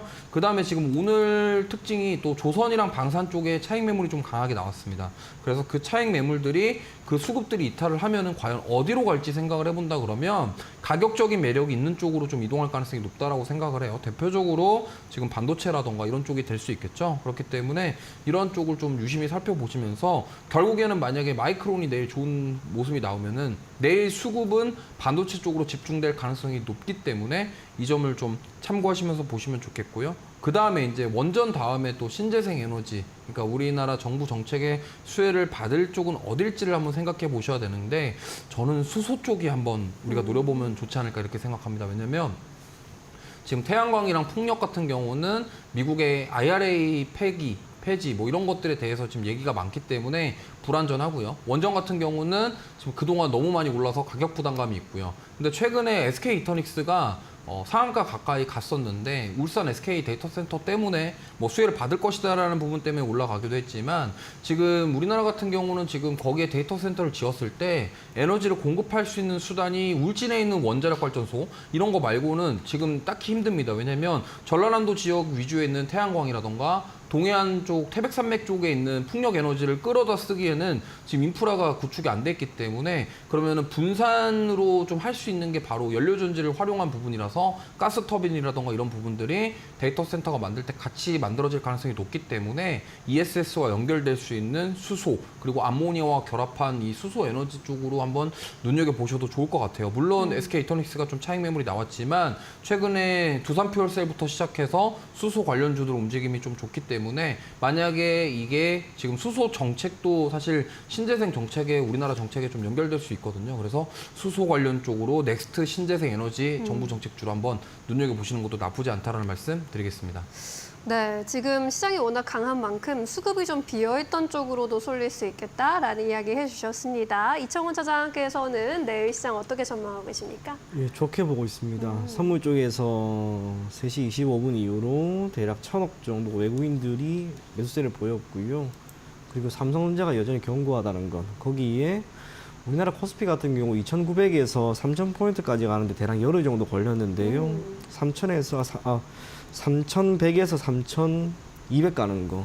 한 차례 갭이 또 크게 나왔기 때문에 빠르면 이번 주 안에도 안 갈까 그런 생각이 듭니다. 그리고 그 모든 키는 결국 내일 마이크론의 실적과 반도체 그중에서도 삼성전자의 움직임이 아닌가 그리 보여집니다. 네. 전체적으로 시장을 불안하게 생각할 필요는 전혀 없고 내일은 종목을 공략한다면 오늘 잘 갔던 고부가가치 산업군들 대표적으로 반도체 그리고 로봇 여기에 조금 집중해보자 그런 이야기 전해드리겠습니다.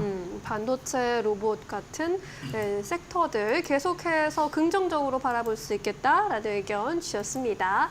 그렇다면 이제 종목으로 넘어가 볼게요. 내일 시장에 주목해볼 만한 종목, 본부장님 어떤 종목 들고 오셨어요? 네, 저는 아까 수소 말씀드렸잖아요. 이제 저는 범한퓨얼셀이라는 종목을 말씀드리겠습니다. 네. 일단 이 범한퓨얼셀 같은 경우는 물론 두산퓨얼셀만큼은 아니고 시가총액도 사실 작은 소형주이지만 기술력이 괜찮습니다. 무슨 말이냐면 지금 세계에서 두 번째로 잠수함용 연료전지를 상용한 이력이 있고요. 특히나 이제 우리나라 조선에서 캐나다랑 폴란드 쪽으로 지금 잠수함 프로젝트 쪽에 공급에 대한 확대 기대감이 있습니다. 이 부분 보시면 좋겠고요. 그래서 수소 연료전지 관련해서 민간 사업에 대한 포트폴리오 확장. 사실 실적 모멘텀은 부족하지만 이러한 수소 연료전지가 부각을 받게 된다고 한다면 시세를 한번 낼 수 있을 것 같다는 말씀을 드리겠고요. 목표가는 23,000원, 손절가는 17,000원 말씀드리도록 하겠습니다. 범한퓨얼셀 수소 관련주 안에서 짚어주셨습니다. 목표가 23,000원까지 바라보도록 하겠습니다. 이청훈 차장께서는 아까 로봇도 이야기해 주셨는데 종목 어떤 종목 골라오셨을까요? 예, 클 로봇입니다. 다른 거 배제하고 AI 시장이 활성화되면은 이런 소프트웨어가 탑재가 될 수 있는 하드웨어가 필요하죠. 그 선택이 올 초부터 우선은 로봇이었다 그렇게 보여집니다. 개인적으로 로봇 섹터를 그렇게 좋게 바라보지는 않았습니다. 이유가 실적이 나와야 되는데 안 나오는 거죠. 그럼에도 불구하고 이 모든 것을 이겨낼 수 있을 만한 산업에 대한 기대감이 AI와 함께 지금도 주가의 상승을 견인하고 있는 그런 상황으로 보입니다. 동사는 국내 최초로 상장이 된 로봇 관련 소프트웨어 기업입니다. 최근에는 휴머노이드 시장 개화, 이게 로봇 산업을 한 차례 더 파이를 키웠죠. 덕분에 동사가 지난 4월 SK 로보틱스의 가정용 로봇 나무엑스의 통합 관제 솔루션을 공급하기로 결정이 났습니다. 이에 따라 우리가 알고 있는 B2C 이러한 시장으로 이제 진입이 조금씩 이어지고 있고요. SK AG 레인보우 로보틱스와의 협업이 이어지다 보니까 국내 최초 소프트웨어 상장사로서 고객이 지금 적지 않게 있습니다. 그러다 보니 매출액이 이제 나오는 거죠. 참고로 올해 1분기 기준으로 매출액 같은 경우에는 전년 동기 대비 37% 증가한 49억 원입니다. 영업이익은 여전히 손실권이 있습니다만 이것 또한 전년 동기 대비 20% 정도는 감소된 수치입니다. 거기에 자회사 로아스를 통해서 보스턴 다이내믹스의 국내 총판 관련 수익, 판권을 가지고 있는 거죠. 이러한 상황이 조금 더 이어지기 때문에 그 모든 기대감에 따라서 주가도 지금 잘 올라가고 있습니다. 하드웨어와 달리 소프트웨어 같은 경우는 국내에 공급할 수 있는 기업이 그렇게 많은 편은 아니다라는 평이 있습니다. 그럼에도 불구하고 해당 산업이 보이고 있는 현재 시점에서의 연간 성장률이 연간 대략 23%, 특히 2023년 이후로 이게 가파르게 올라가는 거죠. 그렇다면 이러한 산업의 성장 기조 속에서 수혜를 볼 수 있고 실적이 턴을 할 수 있을 만한 그런 여건에 놓여 있는 기업들은 역시나 우리가 관심을 가질 필요가 있을 것이다. 그리 보여집니다. 클로버 주가 흐름 한번 보시게 되면 네. 최근 이 거래일 동안 불기둥 우선은 쐈어요. 그런데 지금 시장이 좋죠. 시장이 좋으면 52주 신고가가 되든 아니면 아예 역사적인 신고가가 되든 그런 기업들이 나오게 마련입니다. 지금 클로봇은 신고가 목전에 있습니다. 시장이 좋고 로봇 산업이 괜찮다라고 하는 것을 감안했을 때 결국 동사도 신고가를 내지 않을까 그렇게 생각이 됩니다. 목표 가격은 25,000원 제시해 드리겠고요. 손절 가격은 17,500원 제시해 드리겠습니다. 네, 클로봇으로 함께 살펴봤습니다. 목표가 25,000원까지 잘 기억해 보시기 바라겠습니다. 자, 이제 내일장 시장 한마디 듣고 두 분 보내드려야겠네요. 먼저 본부장님께서는 어떤 메시지 주시겠어요? 뭐 내일은 다른 거보다 마이크론 실적에 집중하자, 반도체 위주로 좀 집중해보자라는 말씀 드려보도록 하겠습니다. 네, 반도체 섹터 안에서 잘 주시해 보도록 하겠습니다. 우리 차장님께서는 어떤 메시지 주시겠습니까? 네, 저는 3,150포인트 안착. 개인적으로 내일 불기둥 나오면 3,200 한번 찍고 내려갈 것 같은데요. 그만큼 시장이 좋다는 거, 그 점 인지하시면서 잘 대응하시면 좋을 것 같습니다. 네, 내일 시장도 응원해 보면서 두 분 여기서 인사드릴게요. 자세한 설명 고맙습니다.